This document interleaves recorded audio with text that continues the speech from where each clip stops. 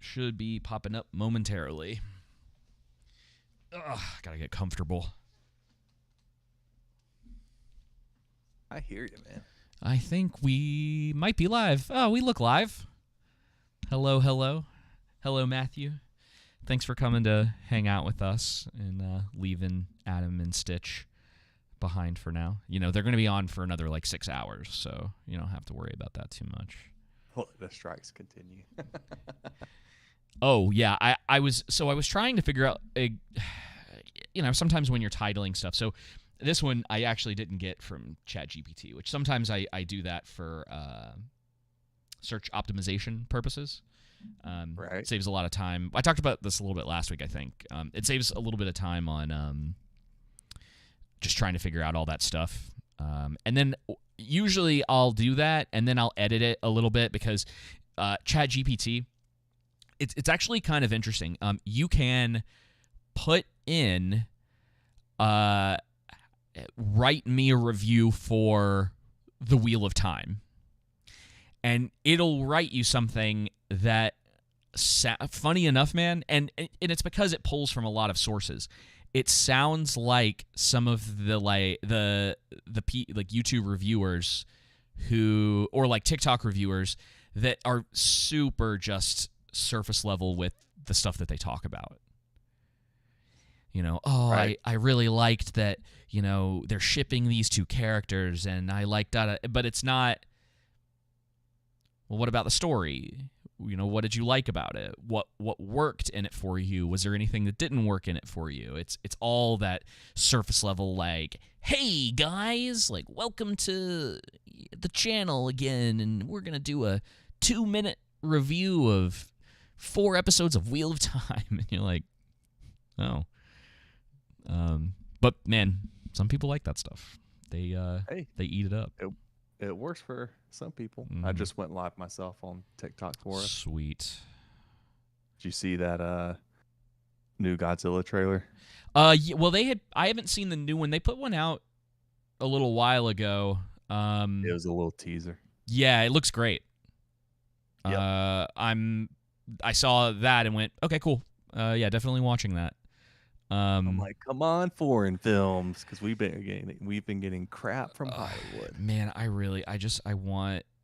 was thinking about it because they announced season 2 of Arcane. Yes. Which I really, really hope is good. I really need it to be good. Me too. And it was just a reminder again of man, we have a lot of bad TV and movies right now. I mean, just yeah, because that was our favorite TV show. It is still one the of past few years. Yeah, out. It would be hard. I'd have to really think about it, but Arcane has stuck in a way that a lot of other television movies, that sort of thing, hasn't. There are a few things over. People kind of get hyperbolic. I think, hopefully I'm using that right, but they get in their echo chambers when they talk about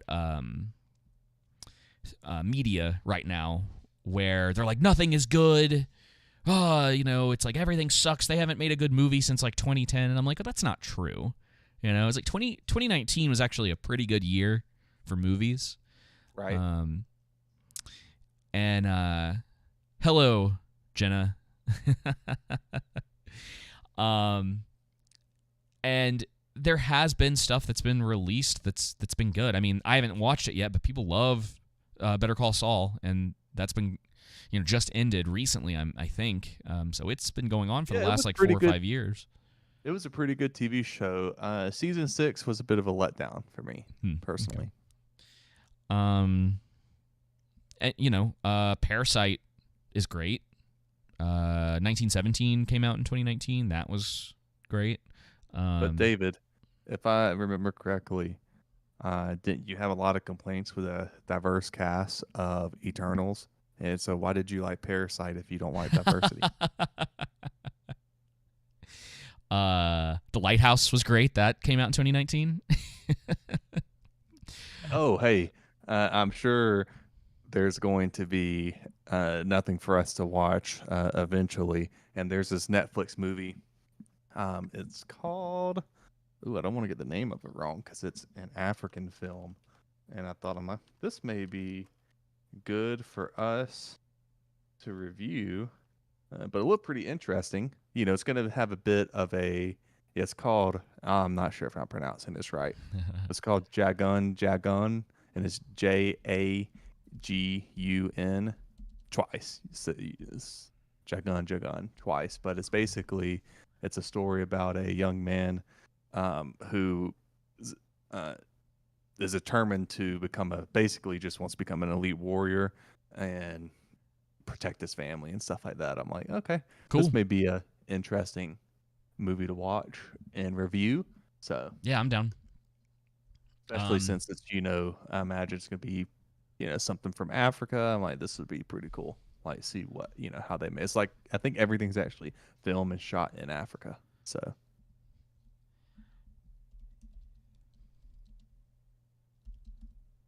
you there? Yeah, I'm here. Sorry. No, you're fine. Just making sure I didn't cut out. Yeah, a young man determined to become a powerful warrior joins an elite army, encountering the wrath of a maniacal warlord and the love of a fierce woman. Hey, It stars sounds Femi Ababayo Adebayo. Sorry, excuse me. I know that. I know that one. Femi Adebayo, Latif Adedimehimehe, Adelade Adegola. That's the best I got. Oh my gosh. Man, dude. Hey, listen. I can hardly pronounce words as it is. So. It's okay. I have the same problem too. Well, before we get started, we've been all over the place with doing this. We should talk about our value for value system and that we have a producer for this episode. So if you'd like to. Oh, is it John? Yeah. Okay. Yeah. That's what I thought. Yes, our value for value system is a monetization model, but it even goes beyond that. It's basically what the value for value system means to us is you as the audience get to determine what you feel our content is worth. So, you can donate in the form of your time, talent, and treasure based off of what you think the value is worth to you. And we think that it's worth, considerable amount since you're here and being entertained by it, but you get to determine what that is. If that's $1, $5, $500, $5,000, what have you.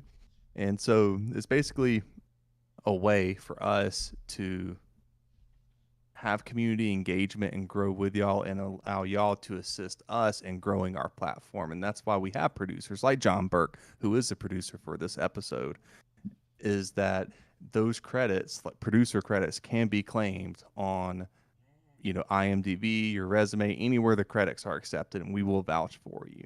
And so basically the system we have set up is donations of $100 or less automatically make you a producer for the corresponding episode. Then donations of $100 or more, so I guess $100 or more allows you to be the associate executive producer, and then $200 and above you get to be the executive producer of the corresponding episode. And this can all be accumulative donations over time or lump sum, and we'll just do it on the honor system. You just let us know. Obviously, right now it's going to be pretty easy for us to know, but in the future, the goal is hopefully it gets extremely difficult for us to know. Ain't that right, David? Yeah, absolutely. Sorry, I'm trying to get Premiere Pro working. No, you're fine. And it's being a pain. The other ways that you can donate to us is by as I said, your time and your talent. Talent meaning any editing you want to do. If you come across an interesting movie or TV show you want to recommend to us, or article that has to do with movies or TV shows or video games, if you can do any artwork and you want to create a thumbnail for us, anything and everything that you think would be beneficial helping us growing our platform, you get to become part of that. And this is something that we couldn't do without you, and we're grateful for all of you who listen to us. And always remember, the best ways that you can help us, should you so choose to do, is by A, donating, because obviously that's why we're doing this.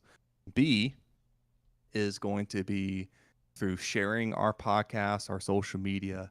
Those would be the best two ways to do that.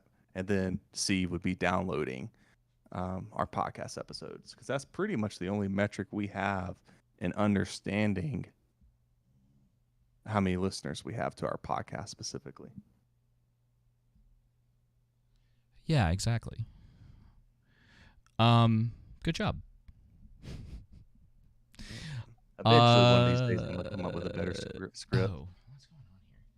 By the way, I had called the title on TikTok of our review "Her Wars and Wheel of Time." It's pretty good. Yeah, I try. Matthew, I love horror movies. Not everything. That's a topic I think for another time, because I'm pretty particular about the stuff that I like. But yeah. Hello, Riza. We will be talking about Ahsoka, just not like we did last week. There's not much to talk about. You can sum up the 30-minute episodes, 30-minute episode in about 2 minutes. Yeah. Hello, Jake D. It's good to see you. I do. Hello, everyone in the troll room. Okay, I gotta close. You do what? I'm gonna close Adobe real quick, because for some reason it's not working for you. Yeah, technical difficulties. This happens when you do stuff live. Yeah, I'll just continue talking about value for value while you do that. Here's the thing. I want to know what because I have a few things written down. I like to call this stuff house cleaning, just because it's small. It's stuff that I don't want to talk about for like a long time. So give me a number between 1, 2, 3, 4, between 1 and 4, and that'll be the determination of which topic we start with. 5, actually. 3. 1 through 5. 3. 3. I want to know how you feel about all the drama with Oliver Anthony, the overnight success sensation of this musician who I think is actually quite good. And I wrote, this was the note that I wrote. I said, Oliver Anthony and the odd responses from leftists, Christians, and others. And I put try and find tweets, but I never did that. So I'm just kind of curious about how you feel about it. We don't have to talk about it for long. I think he's good stuff. I'm personally, I never expected him to be liberal or conservative. I know there are a bunch of, obviously, liberals are mad at him for their reasons, and then specifically some conservatives are mad at him because he's not Republican. And it's kind of like, did you listen to the song? He's calling out everyone within, the rich men north of Richmond. That's not just Democrats, right? And so, I haven't paid that much attention to him other than his songs and some things here and there, but I don't really have a problem with him. I think he's pretty all right. You know what I mean? Yeah. How did you feel about, was it Christianity Today that, yeah. that Christianity Yesterday. That's what I call it. Just, and it wasn't just them. There were so many people, I think, that, and funny enough, it's one of the things that from our side of just breaking down media, we see a lot where people read into something that isn't there. There's a couple things they don't do. They don't take what's there at face value, and they want to take it and interpret it into something that it isn't without any They're sort of looking for subtext without subtext being there. Yeah, exactly. And this happens a lot, right? I mean, I think what it is, basically kind of how the same way people viewed Barbie. Yeah, where they were reading like way too much into it. I mean, and here's the way that you have to. I think if you're being we could call it objective about, say, like reviewing Barbie. If you're gonna make a claim like, you heard a lot from people, oh, Barbie's woke. And it's like, okay, what do you mean? And what are you getting that from? And if someone is able to be like, well, here's Greta Gerwig talking about the movie and what she's trying to accomplish with it. Here are a number of scenes from the movie that I think back this point up. Then you're just like, oh, cool, we can have an argument about it. But if it's one of those things where it's just like, well, this is stupid and woke and I hate it, and you're like, okay, well, why? And it's like, well, it just is. Didn't you watch it? Like, and I'm saying that we get that from like every direction when we talk about stuff. One of my, I was going to mention this to you, one of my favorites right now that I think is probably a little less controversial is that every day we get a comment about our Witcher review and someone telling us that if Geralt had killed the Fire Mage, the portal would have closed. Every day, dude, I am responding and going, trust me, I know. No, that was Yen's portal. I did it today, every single day, and I'm like, that's all I need to say. I'm like, I'm like, I don't think it's his because he tried to close it, then Yen opened it back up and held it. If he had killed him, trust me, that clip on TikTok almost has 1 million views for us, and it's been like 90% of the comments are, well, it was Rience's portal. Like, no, bro. If it was Rience's, breaking his hands would have closed it anyway. Yeah. So I don't. What? Yeah, I know. It's very tiring. Like there's a reason that he Geralt had to get back through the portal quickly, and it wasn't because of Rience. It was because Yennefer was having arrows fired at her. Right. Like it's very clear, and this is what we talk about a lot. Is like whether it's Oliver Anthony's music, and if you're going to take the time to criticize someone like that and a song that he's putting out, absolutely do it, but do it in a way that I think the best way to do it is to take what you have, try to interpret it the best that you can, and I would say as objectively as you can. Like, okay, what is he talking about right here? Like, when he's talking, like, you had people who were coming out and saying, oh, it's about like slavery, or like, oh, he wants to go back to like the South before the Civil War, and you're like, where are you getting this? Like, I think the problem is with Oliver Anthony's new song is that people project onto him to have exactly the same views they have, and he has slightly different views. He's come across more, I'm not saying he is libertarian, but more libertarian or independent, maybe that's even a better word, to where he doesn't really care for either one because both parties have their dirty hands in the pot. And so going back to Christianity Today, though, I actually read that article, and to me, and I want to be as fair to the author of that article as possible.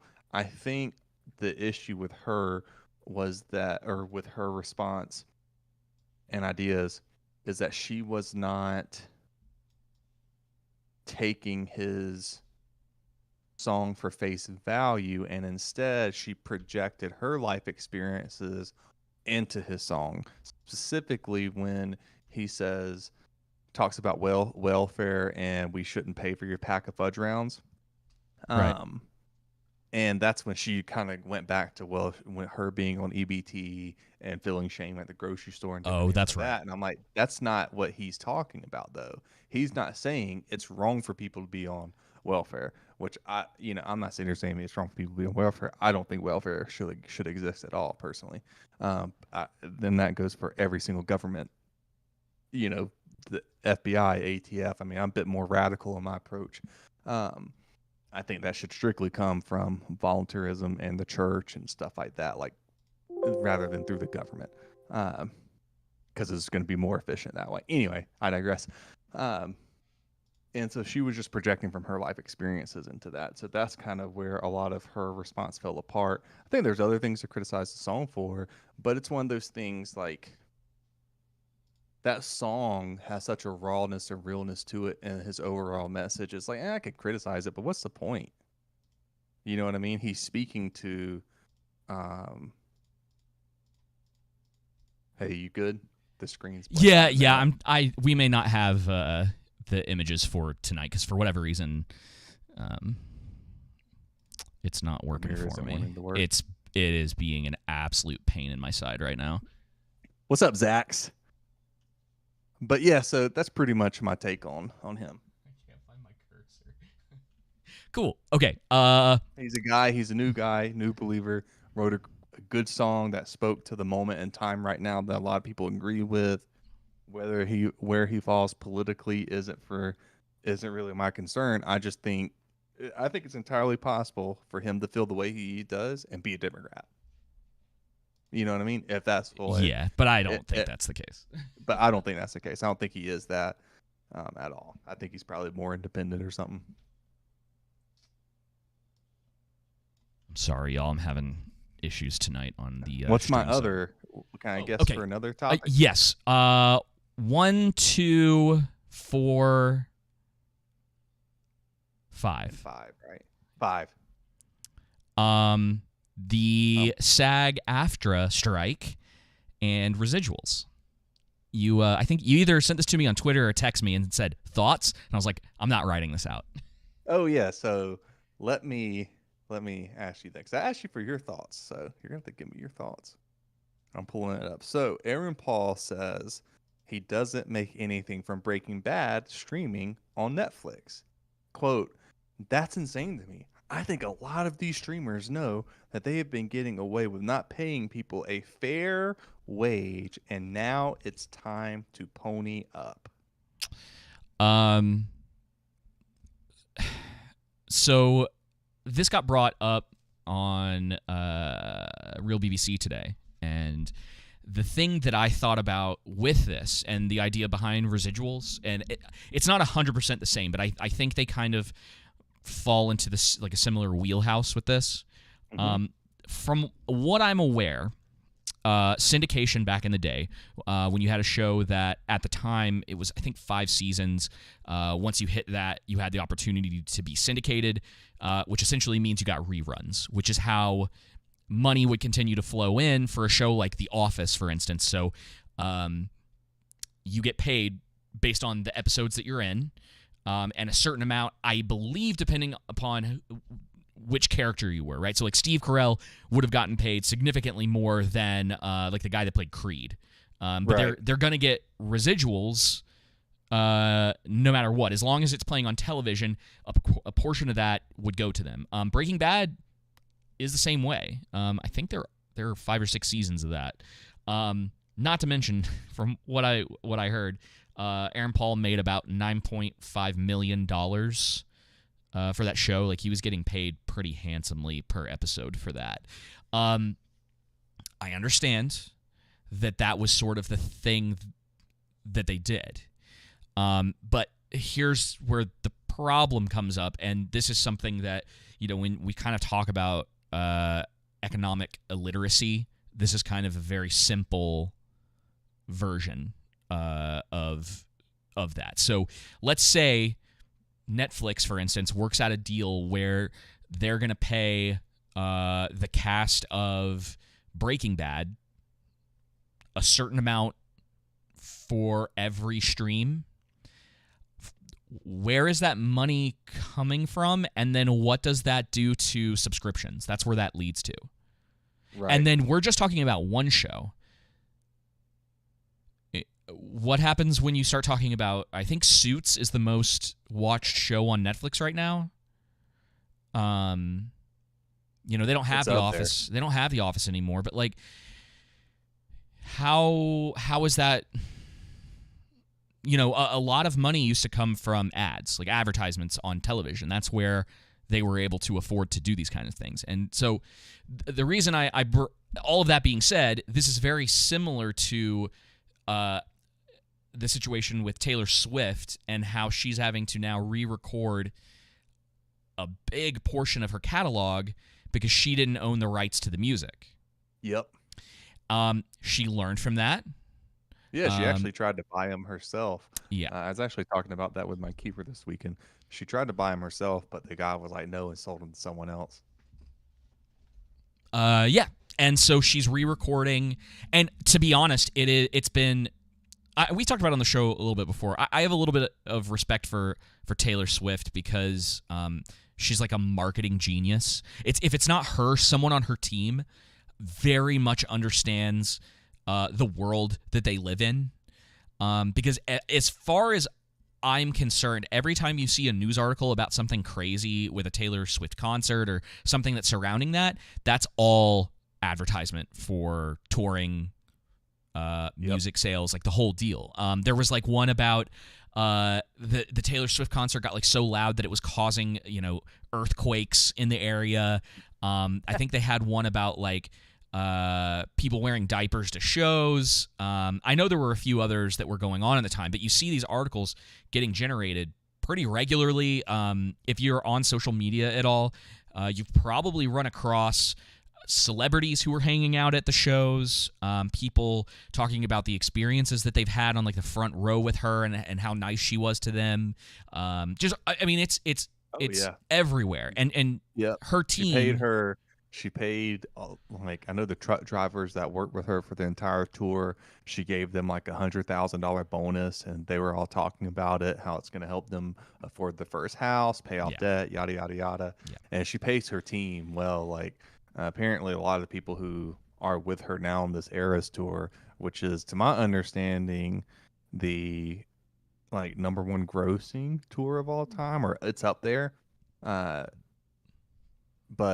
she just pays them really well, and they've been with her since most of them from the very beginning.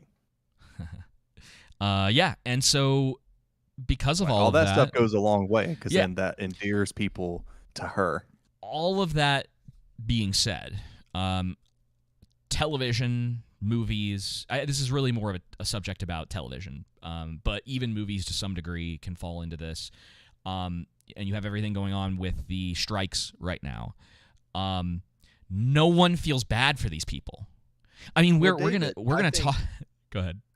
Let me interject here. Well, what I think is wrong for them to do is, to my understanding, there's a very serious new COVID variant going on right now, and they're striking. They're gathering in large places with people, and I think it's more appropriate for them to go back to their homes, quarantine until it's completely eradicated. And in the meantime, what they can do is they can just start applying for jobs, like work from home jobs. They can start learning the code and things like that to supplement their income, right? Isn't that what they told us to do? Yeah. And then they can record more songs like Imagine All the People and post that. Like, that's the thing. It's hard for me.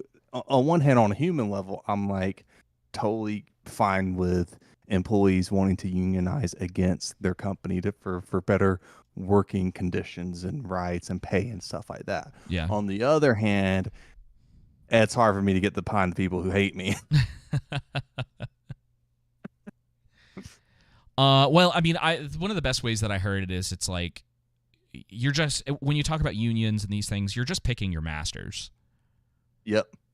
And maybe you get lucky and they do actually treat you well based on the business that you're in. But I don't know, the stuff going on in Hollywood right now. They're on strike. Let's see. So I had written down the day that it started. So July 13th. It's now September 5th. So we're close to 2 months. So I guess about the time we record next week, that'll be the 2-month marker for this. And after watching Ahsoka and Wheel of Time, I'm just like, stay on strike. Yeah. Especially when they're talking about how they were going to reboot Pirates of the Caribbean. I'm like, no. Thank the Lord for the strike. I'm going to try one more thing to get the visuals up here, because I think Premiere Pro is blocking it on, or there's some sort of like weird block with the Streamlabs thing now that wasn't there last week, which is weird because I never updated anything. So I don't know why that's happening, but I have files of each of these, so I can probably pull these up and we'll see if this works. I need to pause it and make sure that I need to make sure the audio's muted. No. Yeah. Oh no, it's not muted. I didn't hear anything. Okay. You can mute it. Shoot, hang But on. yeah, We're gonna no, try this again. that's the difficult thing to for me to get behind is getting behind all these actors and writers, people who have actively hated me, you know, over especially last like 3 years, but over the years, Yeah. and when you start to show your hand, hey, you get what you deserve. Because people are talking about how Barbie and Oppenheimer and the box office as a whole has had better numbers since like these are the best numbers since 2019 or 2018 or something like that. And I'm like, yeah, but ticket prices have gone up, there's inflation, and there's just not that good quality content coming out. And so over time, when you're hating your fan base, blaming your fan base, and producing bad content, that's going to have a negative effect. Riza asked, should the Witcher writers even be allowed to strike? They should have just been let go, man. I mean, but yeah, that's the thing is like, okay, so you get into AFTRA, right, which is I think the writers portion of that. And I know there's WGA. Your or WAG. Yeah. No, WGA, Writers See, Guild of number America. one on Netflix, enough said, yeah. You're in a union and you're writing for The Witcher. I don't think they can just get rid of you for no reason. Like, I think even if you said, that's what that's kind of my assumption right now. Someone can correct me on that, but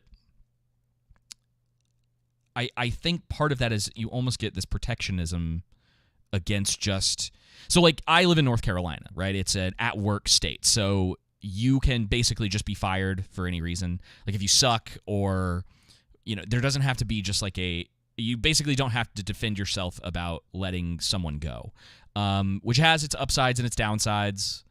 I think I kind of fall in the camp of like that's actually something that's pretty good in North Carolina.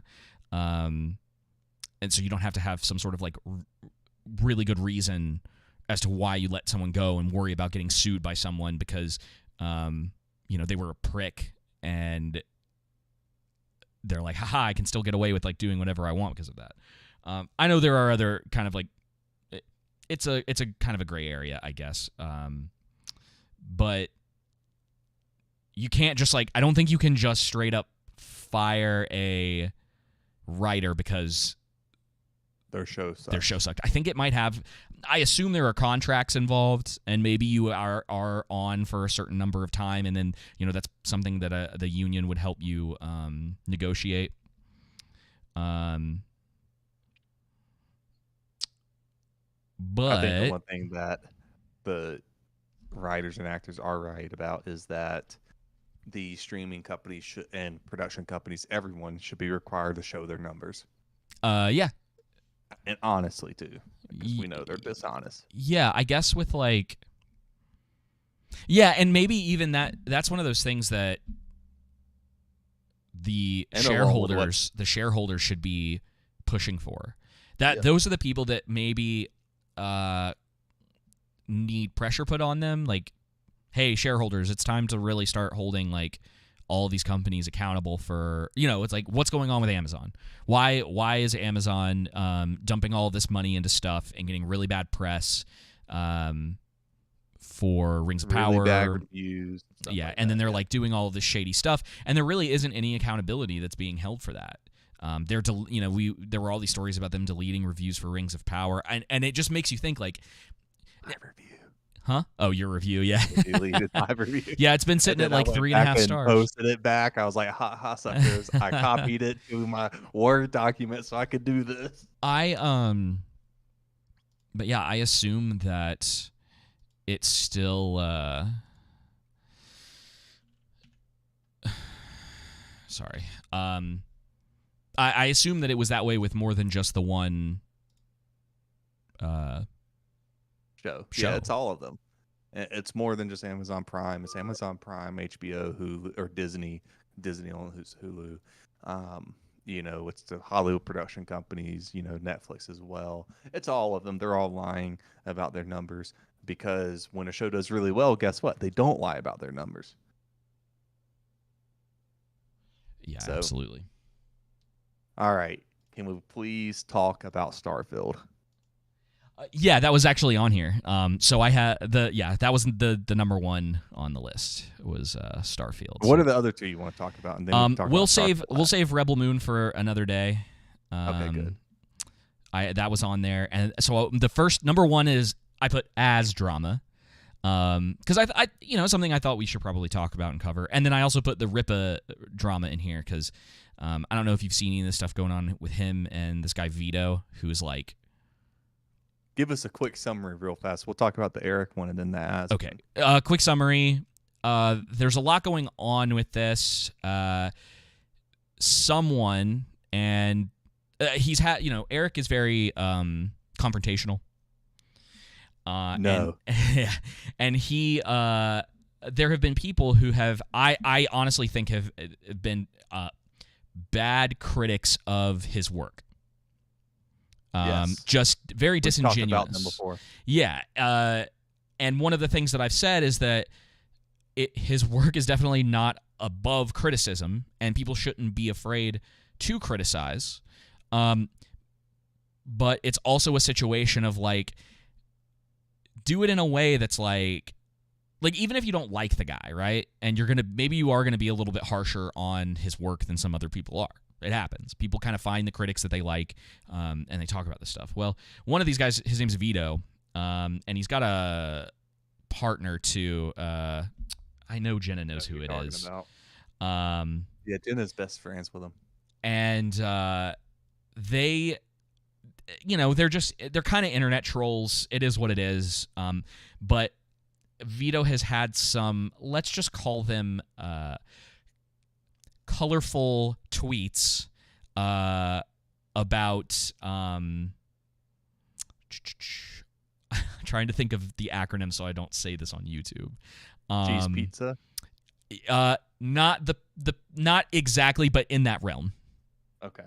The what you would typically call someone who engages in such behavior, likes such things, yes. Yeah.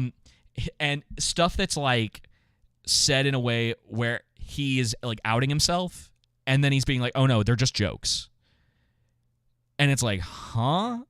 And then his defense is like, "Well, Louis C.K. makes jokes like that," and it's like, bro, you're not Louis C.K. Yeah. Like what? You're not a comedian. Yeah, and he was on Adam and Stitch trying to like defend himself. He's done this a couple times, and he just comes off as really disingenuous, and not having like the right mindset behind this. But that's the problem, is that it's and we'll get into it with the As stuff too. It always is very with us or against us in these situations, where I'm like, look, if you're gonna critique something, do your best to do it in a way, like, even if you can't, like, personally can't stand someone, right? Like, I don't know. Arnold Schwarzenegger has said a lot of stupid things recently. But if he was in a really good movie, I'd be like, yeah, the movie's really good. You know what I mean? I'm not going to let like my personal opinions on him get in the way of like reviewing the art for what it is. And like I was saying, I think that it's like me if I was to say Taylor Swift sucks as an artist. That's not true. She's great at what she does. Yeah. I may not like her music. I don't care for her music, but she is fantastic at what she does. And the thing is that so some of the criticism that I guess has been levied, I guess maybe properly, I don't know for sure, because there's like so much that you would have to look into with all of the allegations that are being like thrown in every direction. But people being like, oh well, the coloring in ISOM 1 isn't that great. There's some issues from like page to page. And then it's like, okay, well maybe that's correct. It's like, but also why is it that way? Because he is an independent creator. Like, yes, he made a lot of money off of that first book. But that doesn't necessarily mean that everything is going to be perfect from the very beginning. There is a growth aspect to any of these things. I mean, it's not always true. And people sometimes even like, when you're talking about movies, some of the older stuff from their favorite directors or whatever the case may be. but you do see sort of like an increase. Take like Christopher Nolan. Like there's a big increase from some of his really early work, like Memento, to Inception, which I think is probably, well, yeah, for me, that's probably his timeline of like when he was actually good. Though I've heard Oppenheimer is good. But that's the era of him that I'm like, I just want to remember the most. And I think that's okay. And it's not to say that Eric July is on that same like level as Christopher Nolan. That's not the point. But I remember, like, I was in one of Max von Presley streams, and they were talking about this. And he's the only other person that I've seen trying to talk in a constructive, like a constructive criticism type of way about Rippaverse, about potential concerns, but not in a thing that's like, oh, let me explain all this stuff and then not give you any like reasoning behind it. Like he was actually kind of going through it, and I mentioned to him in the chat, I was like, well, it's like Tolkien's considered one of the best writers ever, and he had multiple drafts of Lord of the Rings, like published drafts, and so it's People like criticized Lord of the Rings too. They said the main criticisms of Lord of the Rings was that most of the company survived. And they thought that wasn't realistic. So dumb. Like that's that's like I wish we had we could have like a tier list of things that as far as criticism. And it's like, and it can be like a personal thing, but it's like death doesn't in and of itself make for a good story. Like killing off a character, what's her face? J.K. Rowling did that in the last Harry Potter book, and it, in the moment, you're like, oh, I can't believe she's doing this to all these characters. But you look back on it, and you're like, you went a little crazy with that. It's like it doesn't – that's such like a neutral thing for me, the number of people that died. Now, if it's a situation of like, well, that definitely should have happened. Like one of my biggest complaints about The Expendables, for instance, is that it's called The Expendables and like no one dies in it. Yeah. So, pretty funny. That one's for Jake. If we used to argue about that movie all the time. He knows I'm right, but he likes to bug me about how bad I think those movies are. Cool. Okay, so that's Rippa. Okay, why don't you mention that for a second? Yeah. So basically, Az actually listened to his video, and yesterday. Because I think like I caught all the drama around it, but I actually listened to him, and essentially he was just mad. To boil it down, he was mad about Starfield, including leftist ideology into their game in the forms of pronouns, from what I gathered, and I kind of understand where he's coming from, because it's one of the things I was thinking about when I was listening to him, and then seeing people's responses regarding it. It actually reminded me of Tolkien's essay on fairy stories, fantasy stories, and essentially Az makes the same point in a much less sophisticated way than Tolkien. And Tolkien, but it's the same thing, which is what Tolkien said, is that you can't have any kind of escapism in art if it draws you back to the world you're escaping from. And so if you're trying to, regarding fantasy works, which particularly this game Starfield is, a person is not going to be able to escape from it. It's going to break their immersion if it represents in any type of way the real world and stuff we have going on right now. Yeah. Right. So. Yeah. And there's a lot of people that would see that and be like, oh, okay, I'm out. I also, Az was more aggressive in his response than Tolkien. That's probably a better way to say it. And I completely get it, because he's right. I think people are getting hung up on the pronouns. It's not the pronouns that's the issue. It's the everything. It's a build-up. It's everything building up to that point. And Az is completely right. And people who think, well, it's just pronouns. I think I saw Lofty Pixels defending it, and I'm like, well, yeah. I mean, if somebody wants to play the game, they could play the game, no big deal. But you have to at least be able to acknowledge how this has drifted into every single form of entertainment, and not just entertainment, every aspect of our lives. And didn't he say he's like pronouns have always been around? Wasn't he one of the people that was saying Yeah, that? but It's there, like it's it's if I not understand correctly, I think in Canada and in some countries in Europe, I'll just say countries, some countries, you can get charged with a crime if I'm not mistaken yeah, if you misgender someone. yeah, you can. And I don't. so it's like it's Mm. not just pronouns, because as soon as you say that, like, well, If then if it's just pronouns, why does it matter so much to the other side? right, if it was one of these things where this was just some stupid thing that a small portion of people were doing, and it would be easy enough for me to take like Lofty's side in this, and be like, whatever. It was like it's not that big of a deal. People keep saying like it doesn't show up anywhere else in the game, and it's kind of like, why is it there? Like what? Yeah, why is it there then? Was This was what Little Platoon put out on Twitter about the whole issue, and I thought it was pretty well said. This is pretty long. I might not read all of this, but he basically says they them pronouns, and I would put anything that falls into the category of not something that was just part of the English, like the English language from like Inception. The language needs to be as deliberate as possible, because you run into a lot of confusion when it's really hard to understand what someone else is saying. You know what I mean? Like if someone's saying they want to go to the hospital, he's like, who? Are there a group of people that need to go there? So he says this. They them pronouns for known individuals and for yourself are dumb and narcissistic. They have nothing to do with gay rights and no place in any alphabet community. Their prevalence in games like Starfield is evidence of dumb narcissism. They don't matter much in and of themselves, but they are also symptoms of ideological creep, essentially. If you find it weird that people are getting angry about it, that too is a symptom of ideological creep. A bizarre political outgrowth, gender proliferation, narcissism as identity, has been normalized. It's instinctively impolite to object to it.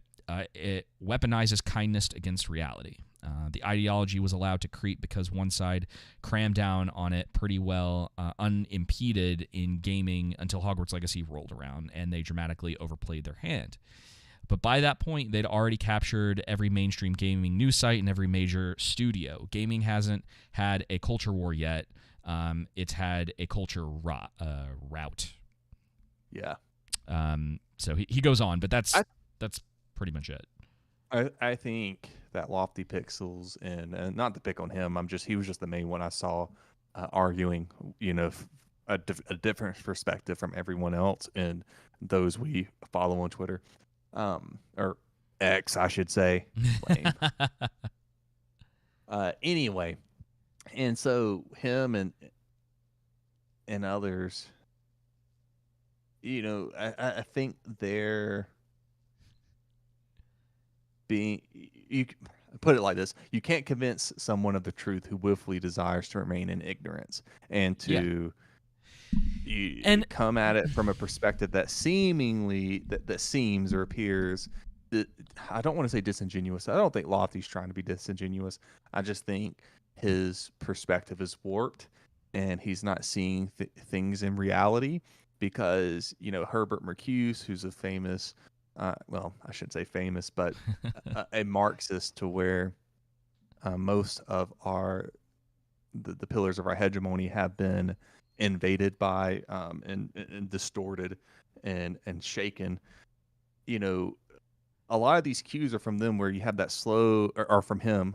A lot of these cues are from him, where you have this slow incrementalism and like creep, like ideological creep, essentially. Yep. Yeah. To where it gets into all forms of entertainment, specifically the video game industry, to where now it's normalized, and if you push back against that, people just try and roll their eyes. And I think what one of the things that I was reminded of that triggered actually my memory of this with Frederick Douglass was on that idea that you can't convince someone of the truth who willfully desires to remain in ignorance. I actually looked up this quote, if you don't mind me Yeah, saying it. let me It's not say gonna. this. It's, Let me say this yeah, go real ahead. quick for the troll room. Yes, the pronoun thing was not as his biggest complaint. This game, for some reason, has had people kind of all over the place. Like it's just like got people in camps. Even in like our Discord, one of the guys in the Discord was talking about how much he liked it, and and he's like talking about how critics are really liking and all this stuff, and I'm like, dude, that doesn't mean anything to me. I was like, tell me from your perspective, and then like Yeah. I'll take some time. It's finally like it was in early access for a week, and I didn't realize that because I was gonna play it yesterday and it wasn't available yet, so I was just like, all right, whatever. But I'm just at the point, and we've talked about it on the show, like I don't other people's opinions on something that I haven't engaged with myself don't necessarily mean a lot to me. Right. It's like, oh, okay, well, Az could be absolutely right about this, or he could be overblowing it. I don't know who is correct in the scenario, but yes, that was not his biggest complaint. There's like this plot point in there where you meet a woman who was like a clone of a man or something like that, and it's just very like, and one of the things that Az talks about in that video that I wholeheartedly agree with him on, and I wish that people would engage with him more, is what he's talking about. Like one of his biggest points is like, it's so boring. Like the stuff that they're doing and the stories that they're telling and putting this stuff in there and trying to like what he believes, and like I would probably fall more on his side with it. It's like that they're putting this, it's that ideological creep where they're putting these things in there and they're doing it intentionally to try to get certain messaging across. Yeah, exactly. They're not doing it for no reason. But it's so boring. Like we've talked about it with so many shows where, because the writers, directors, producers, whoever have like activism in their like handle on social media, and they're so proud of it, and it's like all you're doing is ruining media because you feel obligated to put this stuff directly in there, but you can't even do it in a way that is like creative. David, they're trying to be on the right side of history. That's Right. why everybody Such a posted those stupid Ukrainian flags as the profile pictures instead of the Hawaii flag, like I was mentioning last week, because they weren't told to. So, but yeah, no, you're absolutely right. I mean, the whole pronoun thing is trying to exist in a false view of the world in this false reality that's not true. And then when it's in everything, kind of like what he was saying, you can't look past your own face because it's narcissism unless it equals this. Then I'm not going to be able to enjoy this medium. Yeah. The reason that we were talking specifically about the pronoun thing is because if you go on social media everywhere, that's the only thing people are bringing up. Yep. Clearly, they didn't actually listen to what he was saying. They just went like, wow, this guy's screaming a lot, and moved on. Or you had a lot of people who just went out there and they were clout chasing by being like, look at how crazy this guy is or whatever. Can you believe that he's getting that upset about this? And it's like, there's so much more to it. So thank you, Dungeon Master. Yeah, that's absolutely right. And it was funny because he said, oh, this is probably a dude. And then it literally was like a clone of a dude. And so, yeah, there is some comedy to it for sure. Sorry, what were you going to say before I kind of... Do you remember? Yeah, you were going to read a quote or something like that? Yep. No, so I was on this idea of you can't convince someone of the truth who willfully desires to remain in ignorance. And it reminded me when I was listening to reading Lofty's responses and some others' responses of Frederick Douglass, and he said of a certain category of slaves, quote, some slaves, when inquired of as to their condition and the character of their masters, almost universally say they are contented and that their masters are kind. The slaveholders have been known to send in spies among their slaves and to ascertain their views and feelings in regard to their condition. The frequency of this has had the effect to establish among the slaves the maxim that a still tongue makes a wise head. They suppress the truth rather than take the consequences of telling it, and in doing so prove themselves a part of the human family. And so I think some of the responses, there are some people, I'm not saying this is Lofty, but other ones like Hassan Piker, for example, Yeah. who are too much of a coward to stand on the truth because of the backlash or the amount of money and more that they're going to lose. I'm not including Lofty in that, just to be clear. But I think there are others, Right. because this quote touches on that, but also touches on what I was just saying, that there are some people who, you can't convince them of the truth because they're trying to remain in ignorance. And I think that fits Lofty in this specific situation. Okay. I I just don't think won't. he's engaging with it in a truthful, like engaging with actual argument in a truthful manner. Okay. Yeah, I don't know.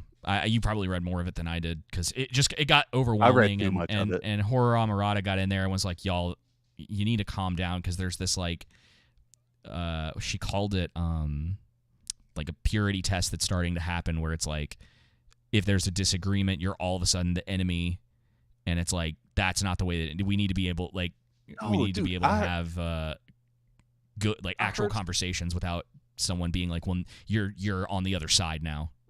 That Yeah, kind of thing. dude, I heard someone say that if they found out someone liked the Rings of Power, that they knew what their character was, and what their political ideology was. I was like, maybe they just have bad taste in TV shows.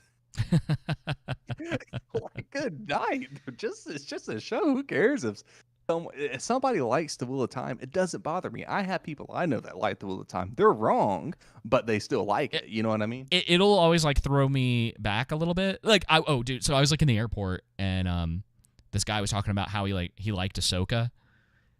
We were like at a table in the airport, and nice segue, the people by the next way. to us. Yeah, the people next to us, they were talking about Ahsoka, and he's like, "Oh yeah, it's pretty good." And I was like, I feel the same way as you do, but there is this part of me that's like, I really want to ask you what it is. Like, what are you seeing that is like connecting you to this thing? You know what? Most of the time it is, David. When I've asked, it's just people. The people that like it just aren't thinking that hard about it, and they're just like, it's kind of like if I go, like I used to go and watch the Transformers right in the movie theater when I watched it in LA when I was there. I just turned off my brain. You know what I mean? I'm just gonna watch and eat popcorn, right? Right. I'm not even gonna think about it. I'm just gonna enjoy it for the robots and the explosions, and that's it. I'm not, all that stuff. And sometimes it's nice just to not think about something and be in this mindset of critiquing. And so I get, like, with some people, they're just more so wanting to view certain things through rose-colored glasses. And then over time, when they say, well, hey, like when you engage in, hey, what did you like about it? Oh, yeah. Well, what about this? What do you think of this? Then you start to unravel some things. And again, people can still enjoy something that's bad as long as they still recognize that as bad, right? Yeah, and much like how, like, I enjoy the first Hobbit movie. I think we've talked about this ad nauseum. You do, but I recognize the stuff that's that wrong with the series, and even the first one I think has problems. And it's even some of my favorite stuff, man. It's like, yeah, it definitely does, but there's something about it for one reason or another that I enjoy watching. That we all have like our guilty pleasure movies or whatever the case may be.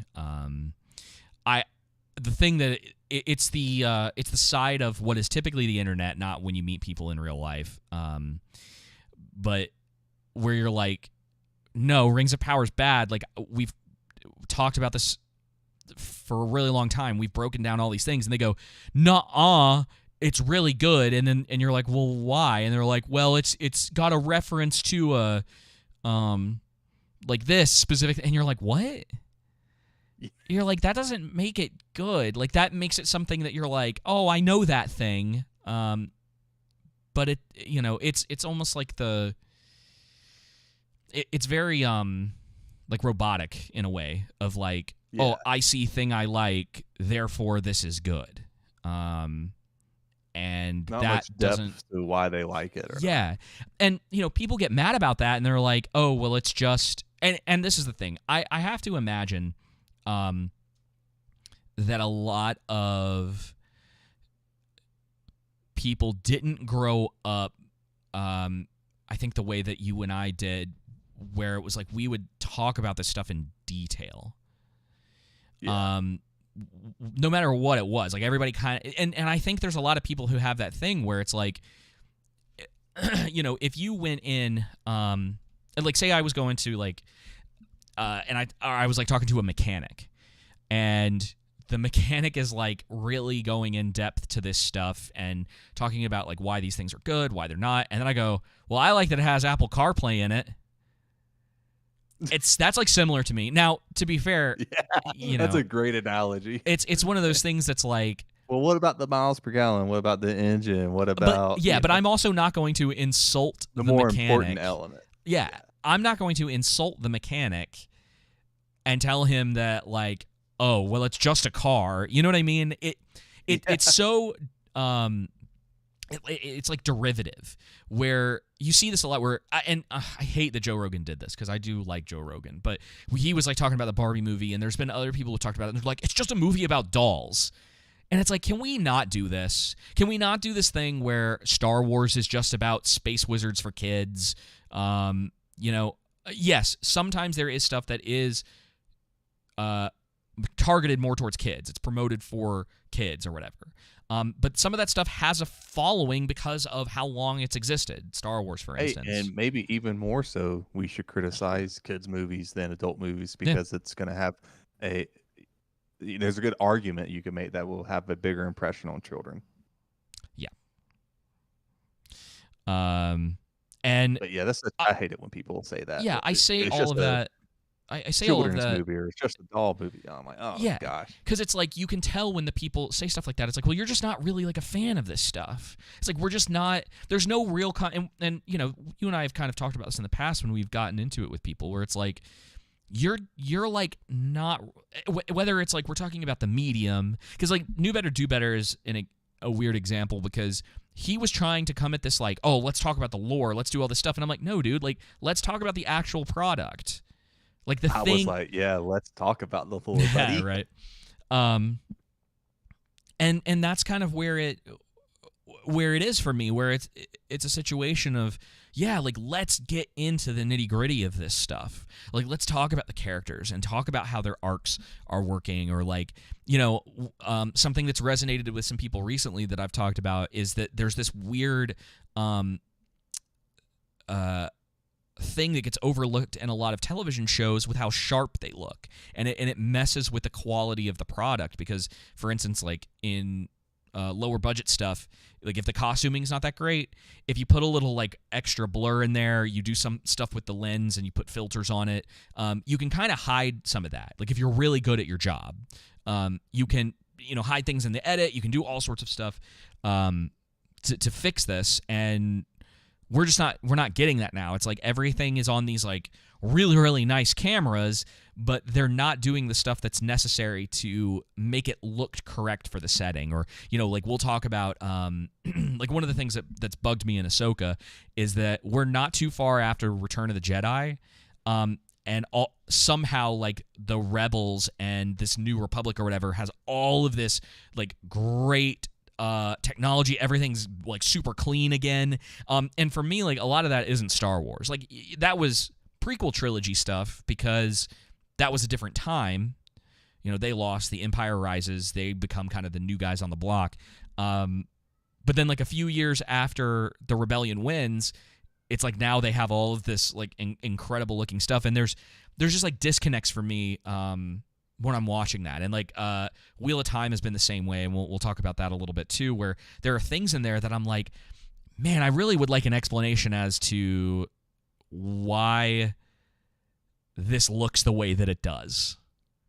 And the shows, movies, a lot of the time with like Star Wars and even Rings of Power and Wheel of Time, they don't do a very good job of like weaving in the world building into the thing that they're doing. And there's a lot of world building in Wheel of Time. A lot of gobbledygook. Well, in the show, yeah. Bad world building. Well, that's what I'm getting at. Yeah, is it's like you have a series that has a lot of it, and I know you can't put all of it in there. You're gonna bore your audience doing that. Like it's different book to visual You've got to be able to like decide what is the most important, what you can kind of leave out, what you don't necessarily need to go into. And they're not doing a great job of that. But we'll get into it. Let's talk about Ahsoka. Let's I did manage do to it. pull up some of this. We're not going to talk super long about this because there's not a lot to say. Dude, I died laughing too. I don't know if I mentioned this, but I thought it was pretty funny how in the second episode, what was it? Or was it in this episode? All right, you keep going. I think it's in this episode, actually. Never mind. I'll be quiet until we get to it. But go ahead. I was having a conversation with Jake earlier. I'm going to pull this up. And I asked him, because there's a scene in here where Sabine is talking to Ahsoka. And they're talking about the Force. And she has a line in here that said, "The Force is in all of us." I said, this was I asked Jake about this because he's the person I go to for Star Wars lore at this point because I haven't kept up with any of that. And I've ranted enough about the Star Wars lore. But I said, by the way, no one cares about the Star Wars lore anymore. Yeah. I said, by the way, is this, in quotes, "the Force is in all of us" thing canon or made up later? I said, in Ahsoka. And he says, "It flows through all living things, but I believe if your midichlorian count isn't high enough, then you can't use it." And I said, seems like Ahsoka is trained enough and anyone can use it. Like they're just changing it from, there was kind of a standard, even though people didn't like the midichlorian thing. Again, it's a different conversation to be had, and I don't know where I would stand about what makes the most sense. Like I kind of prefer like pretty hard rules to your magic system, just as a preference. I know that's not really the case in something like Lord of the Rings, but I think as a preference, like if I was going to write something like that, I would want pretty hard rules about things. Like some people can be Jedis, some people cannot be Jedis, and then how you decide, or if you decide to explain that, is up to you. And so that was something that kind of, I was like, oh, because we had, and I don't know if you remember, but we had talked about it last week where I was like, I guess she's training to be a Jedi, and then I think some people were telling me like she doesn't have like Force abilities, but now they're like playing it out as if she's going to be able to do that, and I'm like, so she like had no potential for it, was kind of trained as a Jedi anyway for some reason, and now is probably going to get Force powers, and she's probably going to be stupid strong by the time this show is over. I think the issue with Star Wars, potentially, let me make some people mad, comes from good intentions on behalf of at least some of the creators or a few of them or some of the writers. Regarding the Force, what I mean is that this idea of trying to inspire their audience in this thing is saying like, well, everyone can use the Force, right? Everyone can be this force for good. But it's like within the world it's just so dumb. Yeah. Like that everyone can use, like what they're getting at now, at least with Sabine, is everyone being able to use the Force and gather it. And I think you're right that there should be hard rules, at least within Star Wars, on who can use the Force, who can be a Jedi, and what it takes to get there. Because now it's just kind of all over the place and uninteresting. I think the main reason why it's uninteresting is because Disney took predominantly a male, target audience with Star Wars up until they purchased it, Right. and then transformed it and tried to transform it into a female brand, and now nobody likes it. Male or female. Yeah, there's definitely like a small audience, you know what I mean? Yeah. There are some people I'm sure that are out there that are into it. But hardly, it's dwindling. Is what I mean from what it used to be, because people used to be crazy about this, but now it's kind of just, it's dead. I've always considered myself more of a normie when it comes to Star Wars, and I've completely have lost interest in this show. It was so in bad. Star Wars as a whole. Yeah, it was so bad for me for a while that it was affecting how much I like 4, 5, and 6, or the original trilogy. Because like I think objectively, Empire is the best of those, even though people like to argue that stuff. And then like every time a new like kind of gritty-ish Star Wars show or movie comes out, everyone wants to be like, it's better than Empire, and then you're like, it's not. It just isn't. It's like stop playing this game. But it was affecting me for a while. We were trying to say that Rings of Power was better than Lord of the Rings. No way, dude. Not. I mean, that is objectively that is a wrong opinion. You know, it's like you can like the show and not be a liar. Like that dude that was saying.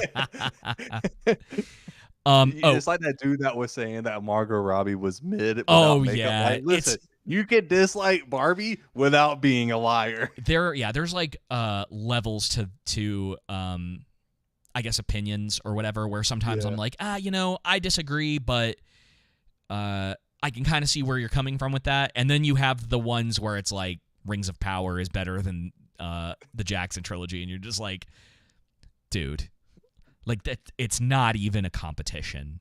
At that point, I'm just like, this is a bot paid for. Yeah. There's some. Yeah, you're trolling or just.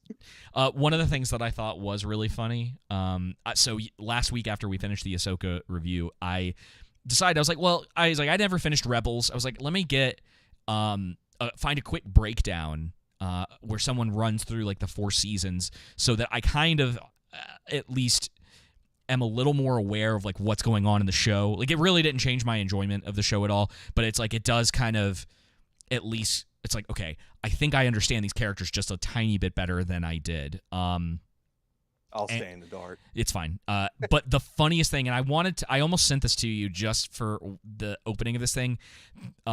Whoever this guy was, I don't even remember at this point. The first thing he does is he's like, the SAG-AFTRA strikes are going on right now. And if you want to continue to see shows like Ahsoka, and he named one other thing, something else that I guess is like that's like kind of recent. Oh, he's at Ahsoka and Rebels, I think. He's like, if you want to continue to see shows like that, you should support the strike. Blah. And I literally was like, bro, you're just convincing me not to support the strikes. Like, yeah, right. Why would you say that? Like, do you not understand that this isn't a good show? We should create a one of those like heartfelt videos about the writer's strike and just be like, I might have to do it. Do you want to see them crumble? Like just list all the bad shows and movies that have come out and be like, only you can prevent this by not supporting. Allow the strike to go on indefinitely. And we could play I wish we could, but we could play In the Arms of an Angel. Yeah. Sarah McLachlan song. Just do these collages of the celebrities being sad and oh man. If only we had time to do that. I know, right? Sorry, I was looking for something. No, you're good. Yeah, so is this the episode? I'm sorry. This is the episode where the senators confront her, right? Yes. It wasn't the last episode. It's this. It's okay, this just one. And I had sent to you. I was like, Mary Elizabeth Weinstein remembered that she's an actress for like a second. Like there's actually there's a moment of like, now again in a better show this would have hit, but I went, oh, someone is showing emotion in this show. I was like, it threw me so off guard. Because she's like, but it's the thing where, you know, she's got the reputation now of being like the Karen of the show. Because of she the green lady. She's the green lady on the screen, yeah. Okay. Because in the last episode, and we talked about this, and I thought it was really funny because as the week went on, I saw other people kind of discussing her character. And it being like, why is she acting like this? You know? And in this... wow, that's her? Yeah. I just looked at her on IMDb. Yeah, she's Ramona Flowers and Scott Pilgrim. Oh, wow. She, you know, in the previous episode, also the Huntress and Birds of Prey. Yeah, that movie. Yeah. That one's probably not her fault. That movie's got a lot of other problems. She's not in a lot of it either. Along with what you're saying about the acting in this, I said this last week. I don't think it's the actors in this. I just think it's the writing. You're only going to be as good as the writing as an actor, generally speaking. Well, and that's the thing is I would tell you it's the writing and the direction, because there's only so much that you can put to paper, and it's up to the person who is directing to be like, hey, we need to run that again. More, and then you could even in some cases, depending on who it is, because a couple of the people in this show are like relatively, Rosario Dawson and Mary Elizabeth Weinstein aren't, but the girl that's playing Sabine, she's been in some stuff, but there's nothing in there like I would call her relatively unknown, Yes. And so it could come down with her in particular where it was like it was bad casting. And so there are these kind of steps that you go through where it's like we do harp on the writing a lot, but man, if you're not going, hey, this is the scenario and here's what I'm looking for from you. You have to be able to literally direct your talent, to give them the things that they need so that they can perform the best possible. And, you get with, like we talk about Ahsoka in particular, where she seems like a wet blanket in this show. Yeah. The very, and we talked about the stoicism thing and how, yeah, that's definitely that. But if you're going to make her like the stoic character, you have to do something to make her interesting. And I have never watched Rebels, and it's unfair. Well, I've seen some of Rebels, but she's not in Rebel. Oh, dude. I'm sorry. Well, it doesn't matter. I don't need to be able to do homework to like your character. I am not going to go watch Rebels. I'm not going to go watch Clone Wars. I don't care. Star Wars sucks. Let me tell you about okay this to thing. begin with, and there it is. Let me tell you about this thing in Rebels that they talk about in that recap that I watched. And just to be clear, I'm not talking about the original trilogy sucks. I'm talking about Star Wars since then sucks. There is I guess an episode, and there's this thing that has I guess is canon now, but called the World Between Worlds. All right. And the way that this was described, because I actually hadn't watched this, and it was one of those things that made me go like, wow, talk about a world-breaking like thing to introduce into this. So it's this place that like I don't even remember how he said that I think it's, who is it?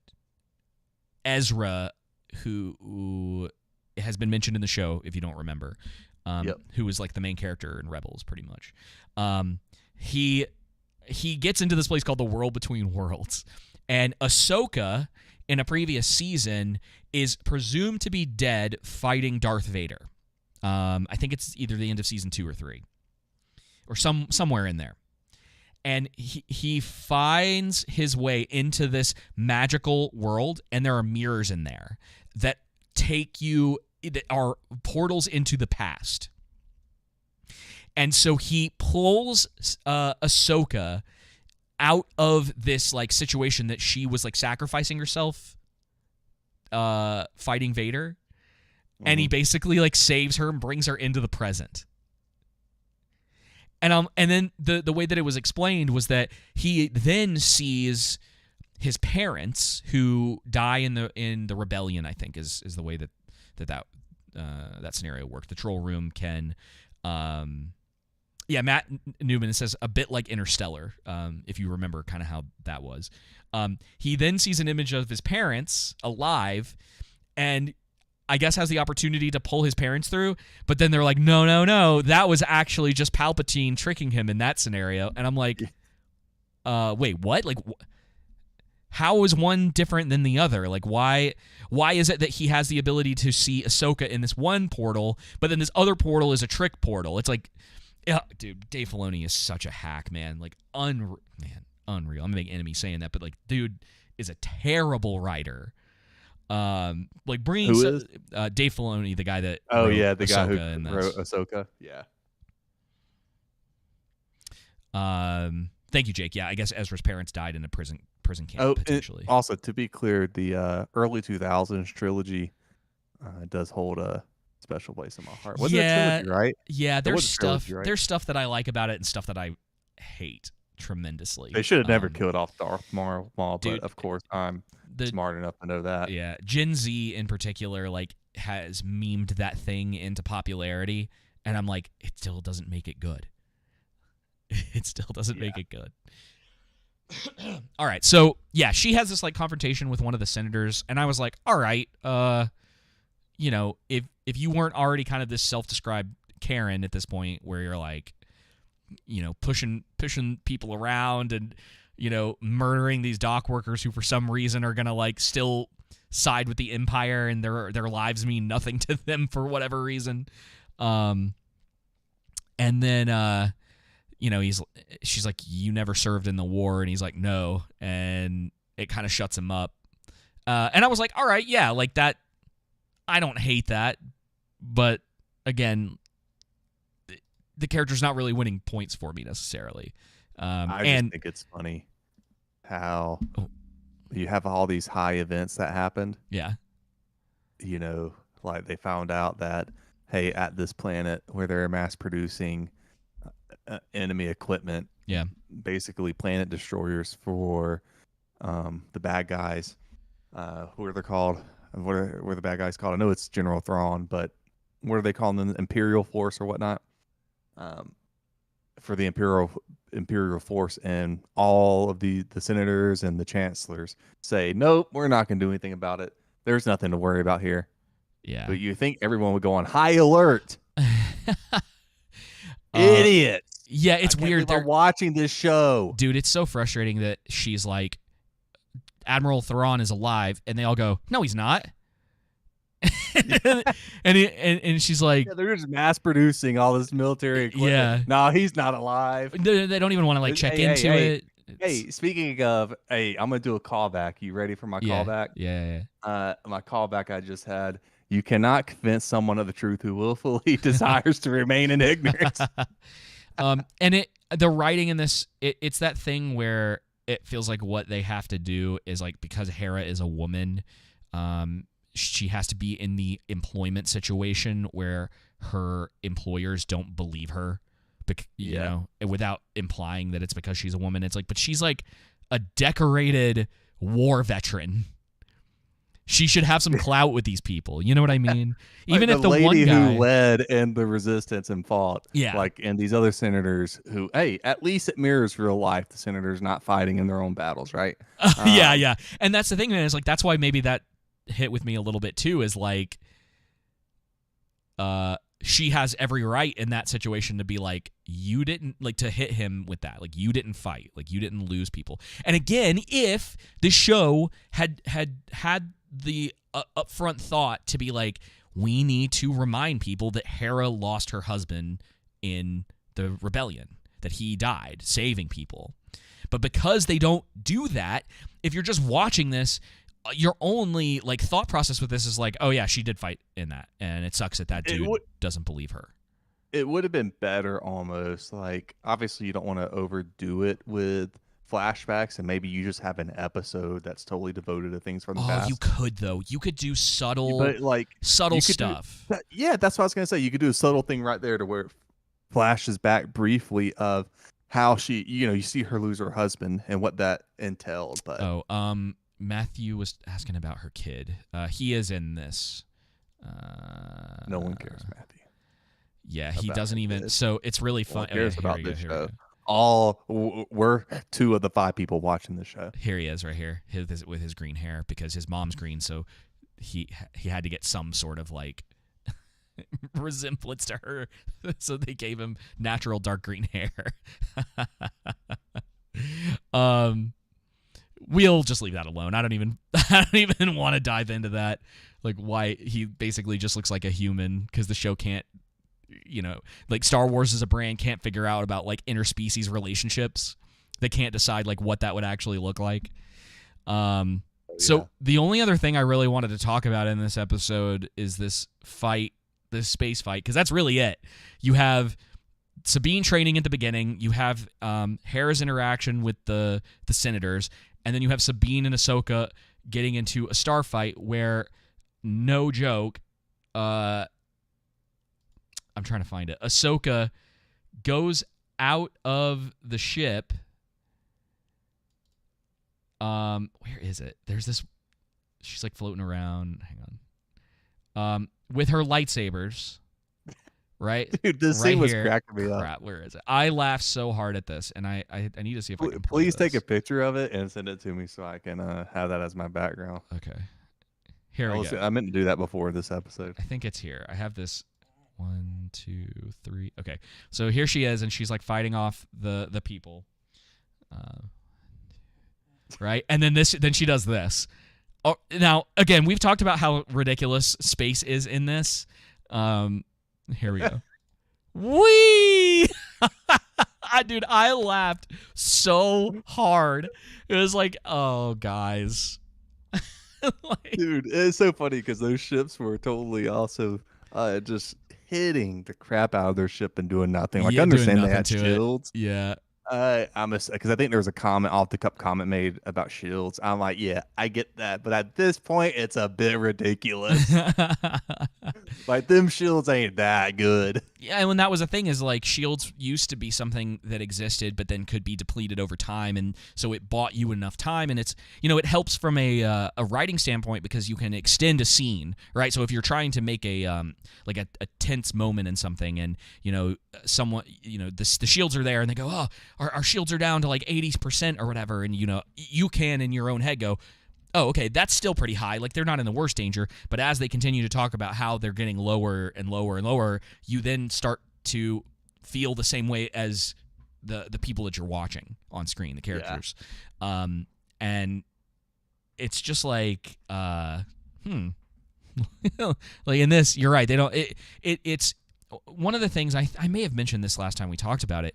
This show is like someone was kind of aware of the tropes in Star Wars, but never really had a love for the series, and doesn't know enough to create more for this world that is actually interesting and enjoyable to watch, and has tense moments and interesting characters and dynamics between anybody. Like, our dynamics for this show right now are like, I still don't really know anything about Ahsoka.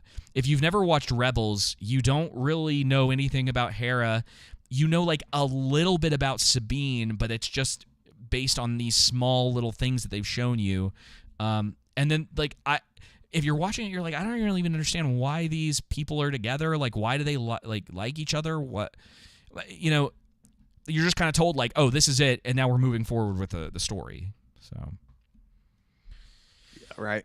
And I just like, at least this show gave us that scene of Ahsoka just jumping off the ship. You also get the magic floating in space, dude. I can't believe we got that scene. I'm sorry. I just had to go back there for a moment. You also get the rolling, dude.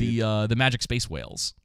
Yes. The force sensitive space. Repeat of Force Awakens, right? Isn't there a scene it's similar to that? No, it's in it's a Rebels thing. Okay. I don't think that they've shown up in any of the primary. I thought there was something. No.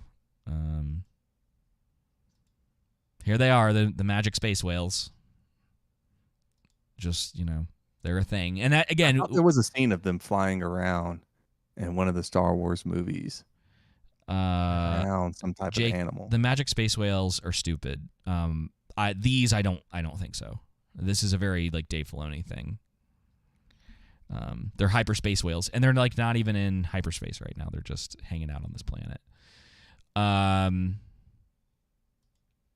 And that's pretty much it. That's the episode. Yep. Thankfully. Oh, the best thing about this is by far the best episode because it's the shortest. It is the shortest. Yeah. That cannot. That's my metric. Oops. That cannot be said for the next thing we're going to be talking about. Oh gosh. Man, I think what I'm going to do is just pull up episode 1, and we can kind of just give our initial thoughts about the show, and then we'll end this episode. Okay. Because Wheel of Time, man, like, I'm curious about the. Matt said that they're in the Solo movie, and I don't even remember that. Wheel of Time. That's right. There's the Solo movie. That's it. Wheel of Time is a show that we didn't review the first season of. I gave season 1 my worst television show of last year. One, so that we both didn't say that Rings of Power was the worst thing. I mean, it's arguable, I think, from either end, which one is worse.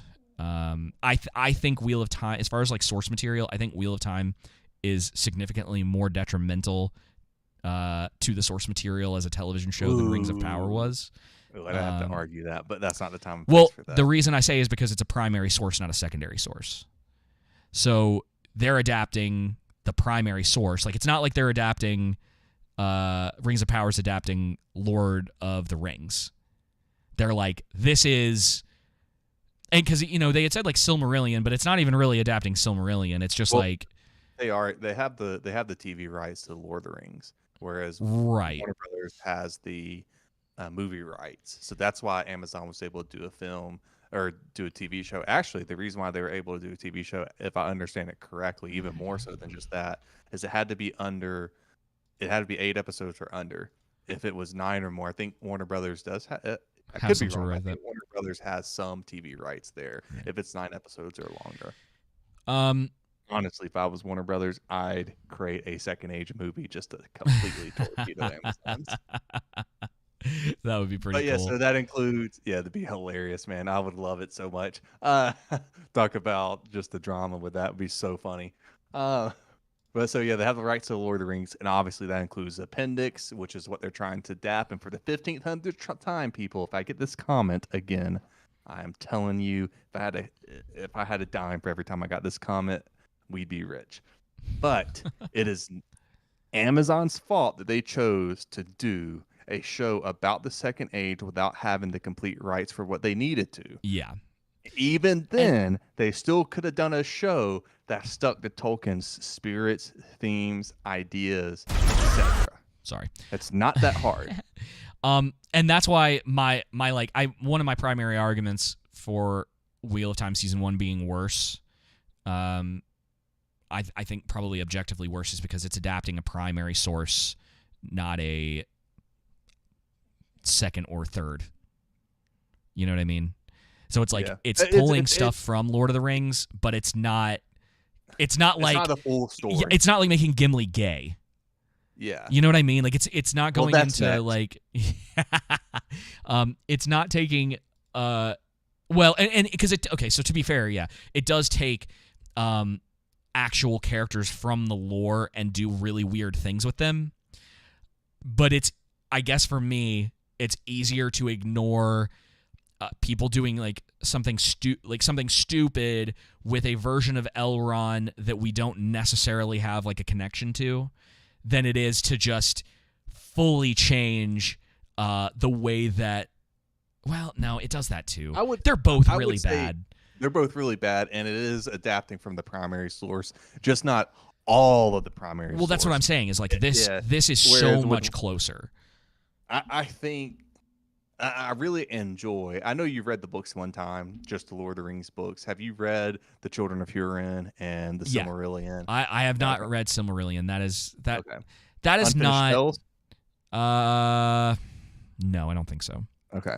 But I would call those second. Those are like, as far as I'm concerned, they're still secondary. Those are like any. So what did Silmarillion would be primary, and the Unfinished Tales would be primary sources, and Hurin it would have made more sense for them regarding the Second Age show to have gotten the rights to just the Silmarillion and certain parts of the Unfinished Tales to do it, rather than the Lord of the Rings.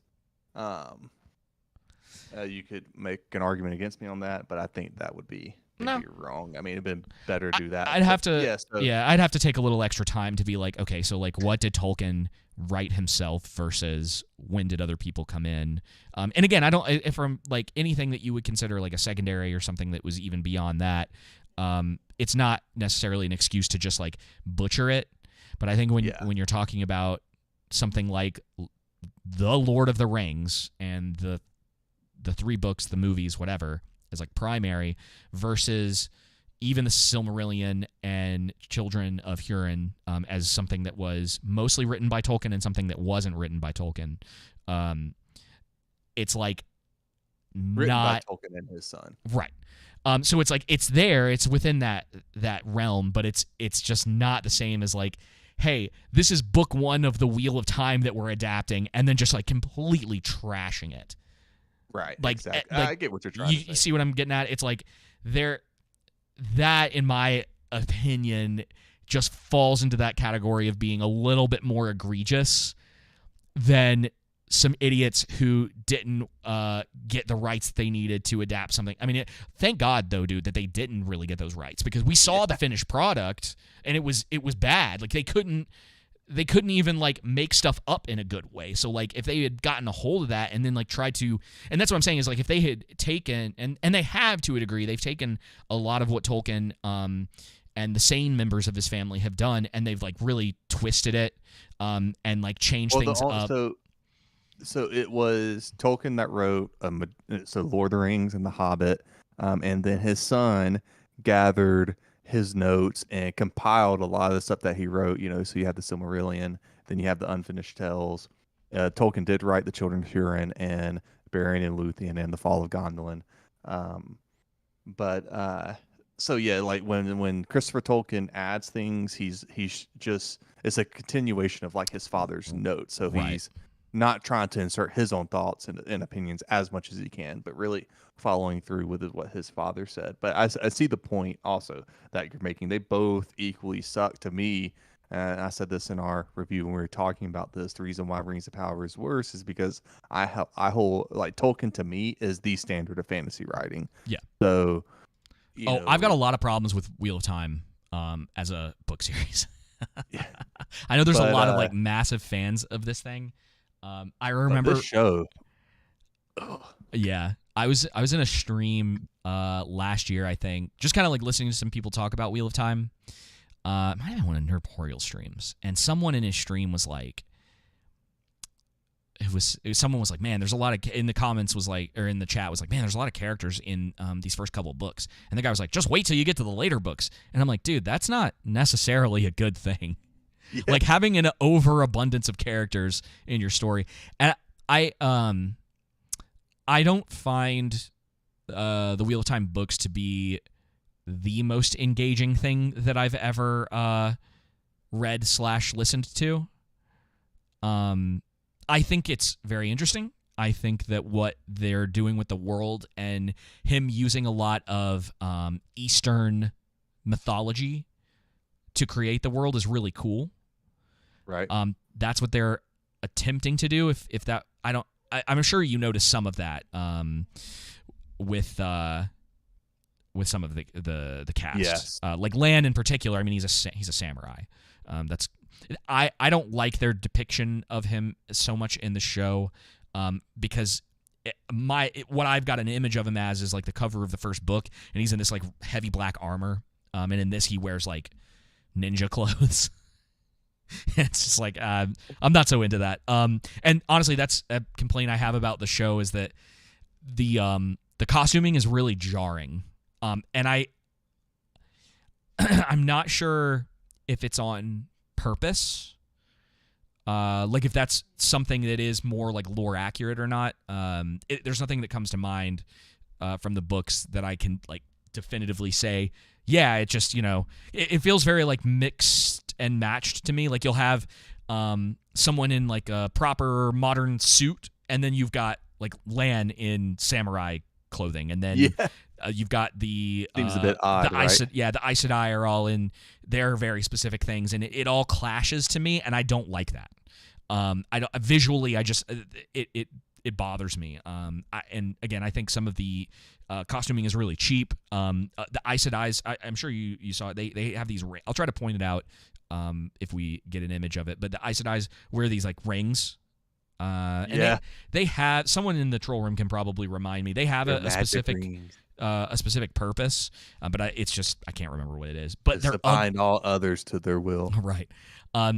They're ugly and they don't look very good. And this opening scene from the first episode, I clearly when I was watching these first 3 episodes, I clearly don't remember that second book very well.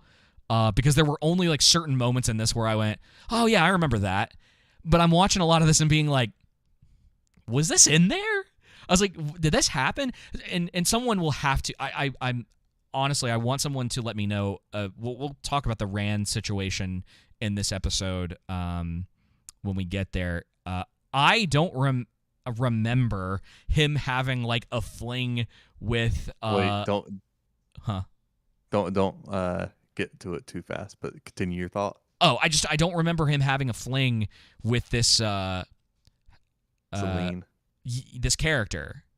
Yeah. In the way that he does. Now, that might be something that happened. So one of the things that I think if I remember correctly, one of the things that they've done is they moved relationships around and they've changed certain stuff about characters. And I was telling you before we started the show, the Wheel of Time television series seems to be much more sexual in nature than I think the books ever allude to. It's much. I'm trying to think. There's of the a right lot word. of sexual tension and perversion in this show. And in the series, like the books, as far as I'm aware, at least this is the way that I was reading into it, that they have these romantic relationships, but they're more innocent. If I remember correctly, like Lan and Nynaeve, not Naive, Nynaeve their relationship, like he cares about her, and this is from the book perspective. He cares about her. There seems to be an interest in both parties, but as the story progresses, and I am saying his name right, Rand. He's the Rand. Sorry. He finds out that he's the dragon. He keeps getting told, and this is about as far as I've gotten in the series. He keeps getting told that he and it's not Nynaeve, is it? It's Egwene. I'm sorry, y'all. This is my issue with this series. There's so many characters in this already that I get lost in all of them. Egwene. She's the Indian actress. Are you keeping up with me? Yeah, I'm keeping up with Okay. So Egwene and Rand have sort of this like unspoken love for a good portion of the first 3 books. And you get a lot of dialogue from Rand about how he feels about her, but then there's also a lot of stuff that's like the destiny is a big thing, or it's supposed to be in this series, and that like the Wheel of Time continues to turn, and that you don't have control over your actions. It's sort of like the religious aspect of this world. The concept, I guess, is it's like the Wheel of Time continues to turn. We're all a part of this. Like reincarnation is a thing, and so like. You are essentially destined to play this specific role in every life that you live. And I don't know if it goes in this direction, and I kind of hope it does, because otherwise it's a little irritating. But I'm hoping, or at least with the books, that the idea is that they eventually come to this place where it's like, I'm not going to allow like this specific thing to control my destiny. Like, just because you're telling me this doesn't mean that I'm not going to try to like fight against this if I feel like this is the wrong thing or the wrong direction to go. And that I think you do get some in the books about the relationship between people who are very much about like, this is just my destiny, this is what I have to do, versus the people who are trying to push back against that. Like, I think that stuff's really interesting. I think you get some really interesting character dynamics if you have people who essentially are butting heads on a very like high level opinion about something, where it's like, no, you're not completely in control of your life, versus like, well, wait, like, who are you to decide that for me? Like, what, it's like, why do I have to listen to this idea of the world continuing to turn, and that like my role to play in this is always specifically this thing, and that I can't break out of this to do something else. It's also something I was hoping that Game of Thrones was going to dive into more, and it never did. Anyway. Yeah, I think that's a great concept, as you mentioned. I thought it was funny how in the beginning, it's the big bad guy is talking about how he's not a monster, Yeah. and everyone's dressed in black coats, and I'm like, well, that's probably not the right attire to present yourself as not being evil. Right, and the ugly monster that he's like petting outside. Yeah, but Yeah. this little girl, for whatever reason, and this is the thing, man. The show. I was thinking about this watching it because one of the things that I attempt to do, it doesn't always work out this way, but one of the things I attempt to do is to try to get a bit of the perspective of a normie in this. Now I'm not you've never read the books. I am only on the third one, and I'm not like enthralled by them. Like, this isn't something that is like very dear to me. But there's a lot of stuff in this that I'm like, if I don't have, same way with Ahsoka, if I don't have the previous context for a lot of this, I am lost a lot of the time. Like, why are they doing this? Why are they here now? You know, they all leave I and think like I was telling you when we briefly talked about this before we began that I thought they should have done a crawl at the beginning or some kind of, you know, information dump on where the characters are at, what they've been up to, what they're doing.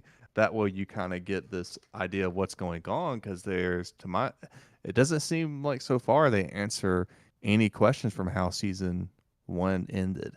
yeah, like and it's as They completely skip over it and just yeah, it's as move forward outside of a few things like, oh, okay, Moraine doesn't she have lost her power still. right. She's also wonderful. like not supposed to be a big part of this book either, and I feel like she's already been in it too much. Yeah, it's probably just because of it's Rosamund Pike, so they're probably just trying to fit her in as much as possible. Yeah, well, she's probably like pretty high I just dollar hate for this. them, you know.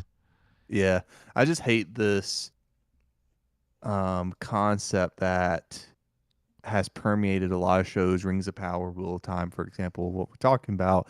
Of Game of Thrones, this great idea, had this great concept because of the books of you have all these characters, and season 1 started perfect because it's really small, and as the seasons progress it builds and you get to explore more of the worlds, and you get more characters as it allows and expands. But instead of doing that, so my original point was being that there's this narrative. You have all these characters and they're doing, they have these different narratives going on in different parts of the world, and they're all going to meet for this one journey, this one final battle, all back together, right? Yeah. Or together for the first time. And, as I said with Game of Thrones, they did that perfectly because it was, you got a bit in season 1, a bit more in season 2, a bit more in season 3, and new characters slowly along the way. Whereas Wheel of Time and Rings of Power, they just do a character dump and a world dump to where you don't really get to appreciate all the different dynamics. Like this scene, for example, is stupid because it's like, hey, Red doesn't get a choice, doesn't get the training of the novices, and her input essentially doesn't matter. It's like, okay, well then why is she at this meeting? Why is she at the conference if that doesn't? And the thing is there's probably an answer to it, but we don't have insight into this. And this show why are they isn't keeping her there if she's essentially useless, just to eventually be like, well, I think I have a great idea. We do this. I just want to talk. Okay. And then like they give her, they just go, yeah, okay, fine. Like, we can't figure it out. We'll let you do it now. Yeah. It's like, oh, that's all it took. Okay. Guess she's not that bad then. And again, one of the things that, and I had mentioned this to you about Ahsoka, and I pretty much believe this in general about a lot of the stuff that's coming out now. With a little more time, with a little more care, I think a lot of the stuff that we talk about could be good to great. Mm-hmm. If they adapted properly, if they cared a little bit more about the acting. And, one of the reasons that Game of Thrones, especially the early seasons, are so beloved is because they had legitimate actors and actresses in that. Mm-hmm. People who were like Shakespearean actors, like people who knew exactly how to play those roles. The direction was right. Now, of course, they had a lot of dialogue and material from the books, and as soon as they lost that, that's when things started to really go downhill. Though there's an argument to be made that even before then, there's some issues. And this show, from the jump start, like, you don't have that many people in this that almost no one is recognizable in this, except for Rosamund Pike. Like, if your narrative isn't going to be good, you at least need to have good characterization. Yeah. Like, good characters can, Well- in a way, overcome a bad plot. Like the Suicide Squad movie, for example. I think the plot is kind of It's meh, not great. Yeah. but The characters are the awesome. characters are freaking. They're great. Are good. King Shark, Yeah. Ratcatcher, Polka Dot and Man. it elevates the movie. And whereas with this, there's just nothing good about it. I did think it was funny. Maybe I'm overthinking this too much, but I thought it was funny how, like in that beginning scene when the novices are all in the cleaning area, and the chick is like the head Aes Sedai, the green Aes Sedai, is like gets a cup of the dirty water, right? Somebody should have like hocked a loogie in it before too, just to really add the gross factor in there. But she gets the dirty water and she's like, okay, in order to clean it, you got to pull from The source. the earth sign, and then you got to pull from the water sign, and then you got to merge them together and create dirty water from them, and then you take the dirty water and pour the dirty water into the dirty water, and then it produces clean water. It's just, dude, I know I'm like, wouldn't it have made more sense? Like, I get what they're trying to. yeah. I know it's supposed to be magic. Don't get me wrong. I'm not harping on this. I just thought it was funny. I get what they're trying to say. Like, okay, yes, in a way, sediment will purify water, right? That's just a really dumb way to do it to me. I don't know.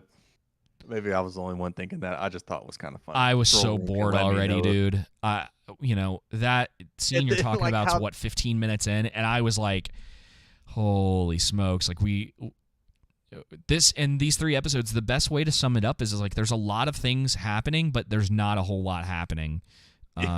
There A lot of stuff was happening, There- but nothing really happened. there's a lot of moving pieces and people moving from places, and like, you get sort of your typical it's like, yeah, the Egwene and Nynaeve are supposed to be with the Aes Sedai at this point in that is accurate. I mean, that's not a hard thing to get accurate. Like, it just literally, it's like these characters have to be in this setting.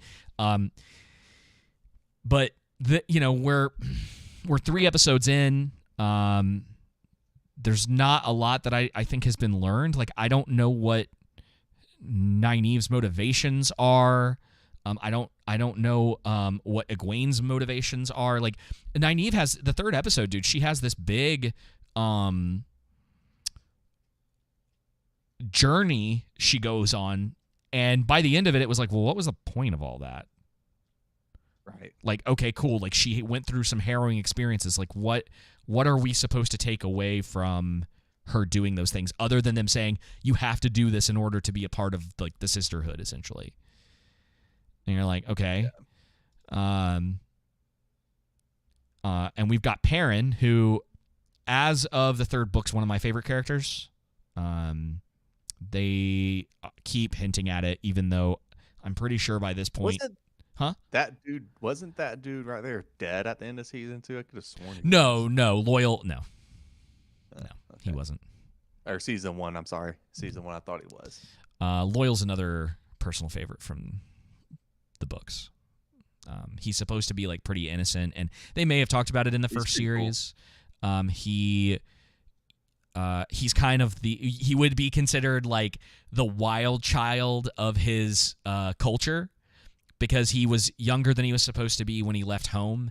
And his race, and I don't remember the name of them, but they live incredibly long lives. And they're sort of like lore keepers for the world, and they're supposed to talk really slow, and that whole deal. And he's like he would be considered like the black sheep of that group. And he's very loyal. His name is haha, it's really good. But he has like a great relationship with most of the cast. Most of the cast of characters in the book, and really like him. And he just is kind of here in the series. Like, he exists, and they don't give him a whole lot to do, which is really unfortunate. Perrin is another personal favorite because he can essentially talk to wolves, and I think they're going to get into that, and they've kind of been hinting at it since the first season, and it's really annoying that they keep trying to do this thing like, oh, when will he be able to do it? When is he going to have and it's boring at this point. Dude, I dislike season 1 a lot. What I hate about season 2 is that it just continues the same narratives and kind of the same momentum as the first season, to where it's going nowhere. They spin their wheels. Nothing much is really happening. There's reveals that are supposed to be dramatic that aren't that revealing because we as the audience already know. It's just lackluster. I mean, there's a couple fights, and they're not that great. What's Lan Mondragon, the warder, like he just simps around for Moraine.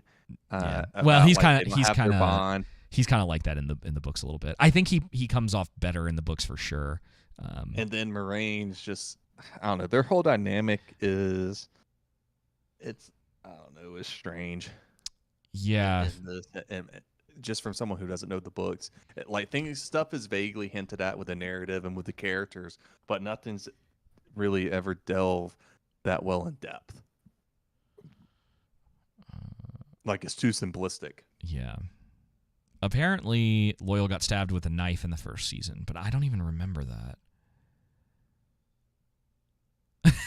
I don't remember that at all. I thought I was right. I was like, didn't he die didn't at the end of season 1? No, the only reason I know he didn't die is because I've read the books, and then it's unless they were gonna change that completely. Yeah, he got stabbed with an evil knife. I guess I'm just going crazy. I could have sworn he got stabbed. Well, that was the thing. Is I thought about it before we were gonna start this. I was like, maybe I'll go back and watch the first season, and I immediately was like, no, I'm not doing that. No way. I just watched the recap, bro. No way, dude. I had to watch a recap. Maybe I need to watch a recap. But yeah, watch Amazon Prime's one. I got about a minute to that, Jake, and I was like, bump. I'll find a YouTube one. It'll be more. There was a YouTube one I found. I'm like, yeah, let me do that. Yeah, let me skip over to episode 2 real quick. I'm just trying to refresh my memory from something I literally watched today. We don't get Rand in the first. Dude, the main character of this show is in the first episode for 5 minutes. Dude, and they set it up like it's some kind of big reveal. He's alive. There he is. I wonder what it would be like if I didn't already know he was alive. I know. Honestly, I was trying to remember.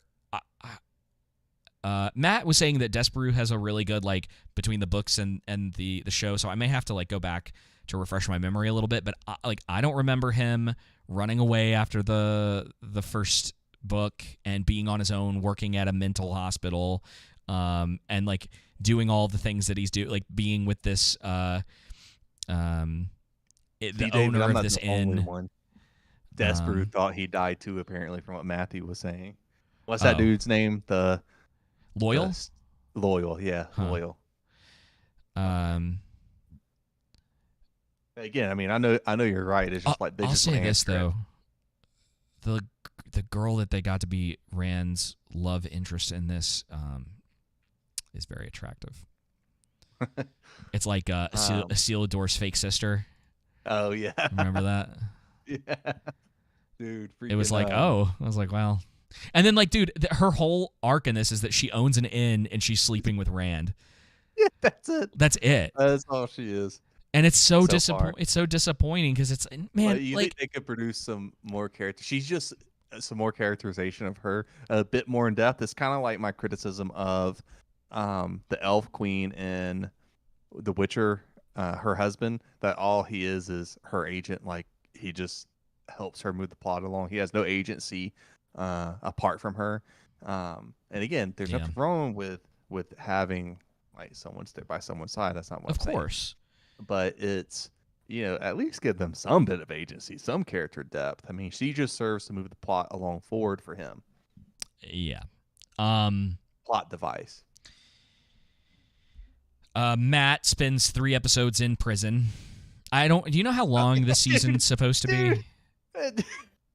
don't know if you saw this, but he's digging to get out, right? That's what I'm assuming, right? He's digging to get out, but he's digging on an interior wall. And David, I am not by any stretch of the imagination a construction expert, but you see the wall that clearly has a window and the sun shining through it. Now, it doesn't necessarily mean that on the other side is freedom, but I would take my chances with that side versus the interior wall that more than likely is going to lead to another prison. Yeah. Yeah. I don't know. Like, I don't know if you can scroll and find it in the in this scene right around here, but I was dying laughing when I saw him first start to dig, and you just see the big old window right behind him. Oh, was it right here? I don't know if it's somewhere, maybe before that scene, but like maybe I think it's at the very beginning when he first starts to chisel. I don't know how first in season 1, how in episode 2 it is, but it's like right when he first starts to chisel at the wall. There's a big shot of the room, and on the other wall is a window. The back wall right is there. a window. Yeah. Okay. I don't know. I'm trying to stay away from copyright strikes.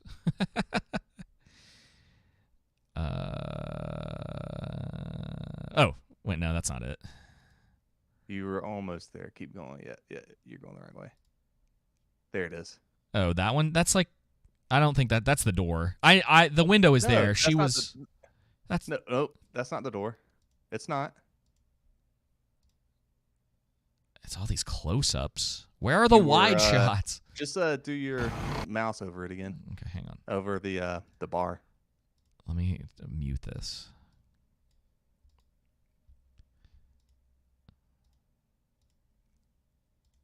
Because I'm telling you. No, see, that's the door. That was the door. No, Joseph, it wasn't the door. That was, dude. That was the door. She's standing right in front of it right now. No, the back wall. I know what you're saying. What I was looking at before, when I was like, oh no, that's the door. That was the door. That is the door right there. That's where she's been standing. There's probably a window here. Nope, not that one. It's not that one. I know what you're talking about. It's not that one. It's the one directly to the right there where. You see? That's the one I'm talking about. No, I have no idea what you're talking about. No, go back. You were just on it. No, go back 10 seconds. Just go back 10 seconds. Oh, never mind. Okay, we can't keep arguing about this. Yeah. I can't spend forever finding a magical door or window that you think exists. I don't know how you didn't just see it when you were there. It's okay. I'm gonna take a picture of it for you and send it to you. God. Anyway, we've been at this for like 2 hours. I don't have anything else to say about this, man. Like, I guess we're gonna keep watching it. Yeah. I think it's good for us too. It was kind of cool to see that guy with the eye patch die. That was at least like kind of ballsy, I guess. Like and it was weird because the show has been this season so far in particular, there hasn't been a ton of like gory violence, and then that's like one of the most horrific things I've seen in the show. Do you know what I'm talking about? Oh yeah, where the guy he gets impaled on a spike through his mouth. How funny did you think? Did you find it that Rosamund Pike's just killed that Fade with a knife? That was it. Yeah, I was so confused about what was going on right there. Because I'm like, aren't they supposed to be pretty amazing? You know what I mean? Like at fighting. Yeah, they're supposed to be super dangerous, and she doesn't have her powers. And it's like, oh, just knife. Well, they can't help themselves. I'm already looking at this room again. I'm looking at the room too right now. Okay. All right, David. Is it in the previous episode? I'm not going back. If it's there, No, that's fine. I'm taking a picture of it Oh my god. just so I can send it to you so you can have it and you can pull it up. This is just the best one I can get right now. Where are you putting it? I'm gonna send it to you in Discord. I gotta save it first because Oh my gosh, hurry up. I know. All right. Sometimes mom and dad argue. Just continuing that no agenda tradition, right? All right, I just sent it to you in Discord. You mean the thing on top, like the little hole up there? Yeah, the window up there, where the light's clearly coming through. Yeah, I mentioned that at one point. Oh, you like call you said you said the window at the door. Well, because I forgot that you're not. We didn't pull it up, and so I think you were lagging behind me a little bit, and so you're going, okay. yeah, right there, and I'm like, that's a door. Oh, gotcha. Yeah, yeah, because I'm not on. Window is real. I'm not on. We will fix that next week. We'll make sure that we're on the thing. Sorry, the whole premiere thing threw me off. Watch together. Yeah, watch together. Yeah. Cool. Well, yeah, man, I don't know what else to say about this. Yeah. Oh, Rand goes on a side quest to get some wine in the 3rd episode. That was a ton of fun. So he can basically get told that there's nothing you can do to dude, it's stop three. it. It's 3 episodes of setup, and it's so boring. Like, that leads to nothing. Yeah, leads to nothing. We haven't. Like, there's nothing that if I was a normal person who had watched season 1 and been like slightly interested, these 3 episodes, like, yeah, people have been like, Andor is so boring. It's really hard to get through the first 3 episodes. Man, this makes that look like the fastest paced, like, action-y Star Wars thing ever. Like, this is so slow. Hello, B. McBee. I think you are right that the acting just suffers in this. Like, there's no one really that spectacular. I'm not trying to be insulting to the actors. It's just like you would think with the investment into this, like you were talking about with Game of Thrones, they would have gotten some actors who were well experienced, like Shakespearean, like you were putting it, especially for this time period, seemingly time period. Yeah. But I think, it's also what weighs this show down is that there are too many protagonists in it. And like most of the locations look the same. And so there's not. And it's crazy. That was one of the main complaints we had with The Witcher, right? Like you could literally take this and put Geralt in it, and it looks exactly like the Witcher does. I'll give them slightly more credit in because like I was telling you before, there's a lot of different clothing in this that clashes quite a bit, and I don't think they did a very good job of like blending that stuff into the environments.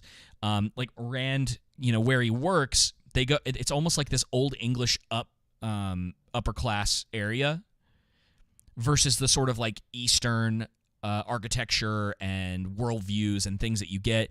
And I think a lot of that's cool, and with a little bit of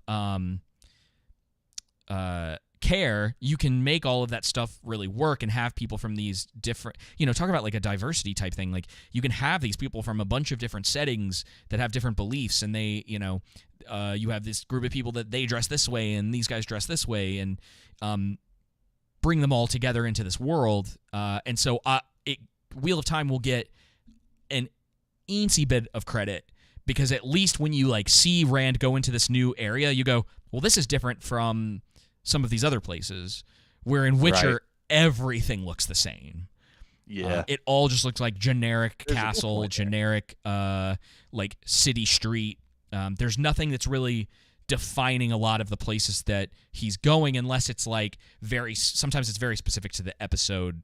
Like he might go to a mansion or into like an abandoned castle or whatever. But yeah, it's not as distinct for the areas as I think it definitely could have been with Witcher.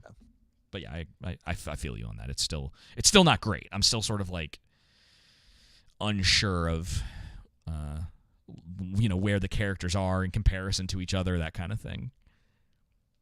Yeah, I just think it's too much to send each of the protagonists on their own hero's journey Um, and then have them come back together. Like at least in the yeah, way they've done it to where you again, they're trying to do this Game of Thrones narratives where you have these different protagonists and antagonists too, at different parts of the world, all going on their own journey and then converging and meeting in the middle. I just think there's a better way to do that, and it's a slower way and a more interesting way than like this. And maybe yeah. and maybe you can't really do that, and you just focus on a few of them. You know, that there's a reason why Peter Jackson didn't include every single character in the book and the movies. Yeah, yeah. You have your main cast. They do have to go in different directions, but you also have to just make. It's like, yeah, you made the point right there. They have to be interesting. Yeah. Maybe And that's I don't. more what it is. It's just not interesting. Like, and again, you brought it up last week. Game of Thrones couldn't even finish Game of Thrones appropriately. Right. So it's a hard, seemingly seems like a hard narrative to convey in an interesting way on the screen. Yeah.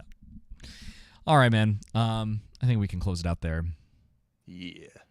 Well, thank you all for listening to episode 149 of The Underground. We'll be back next week with more Wheel of Time and Ahsoka talk, and I'm sure there will be quite a few other things that we will be discussing as well. I might be seeing Equalizer 3, but I asked friend of the show Justin about it, and I haven't heard back, so I need to go bug him a little bit more about it. But until then, y'all, take it easy. See ya.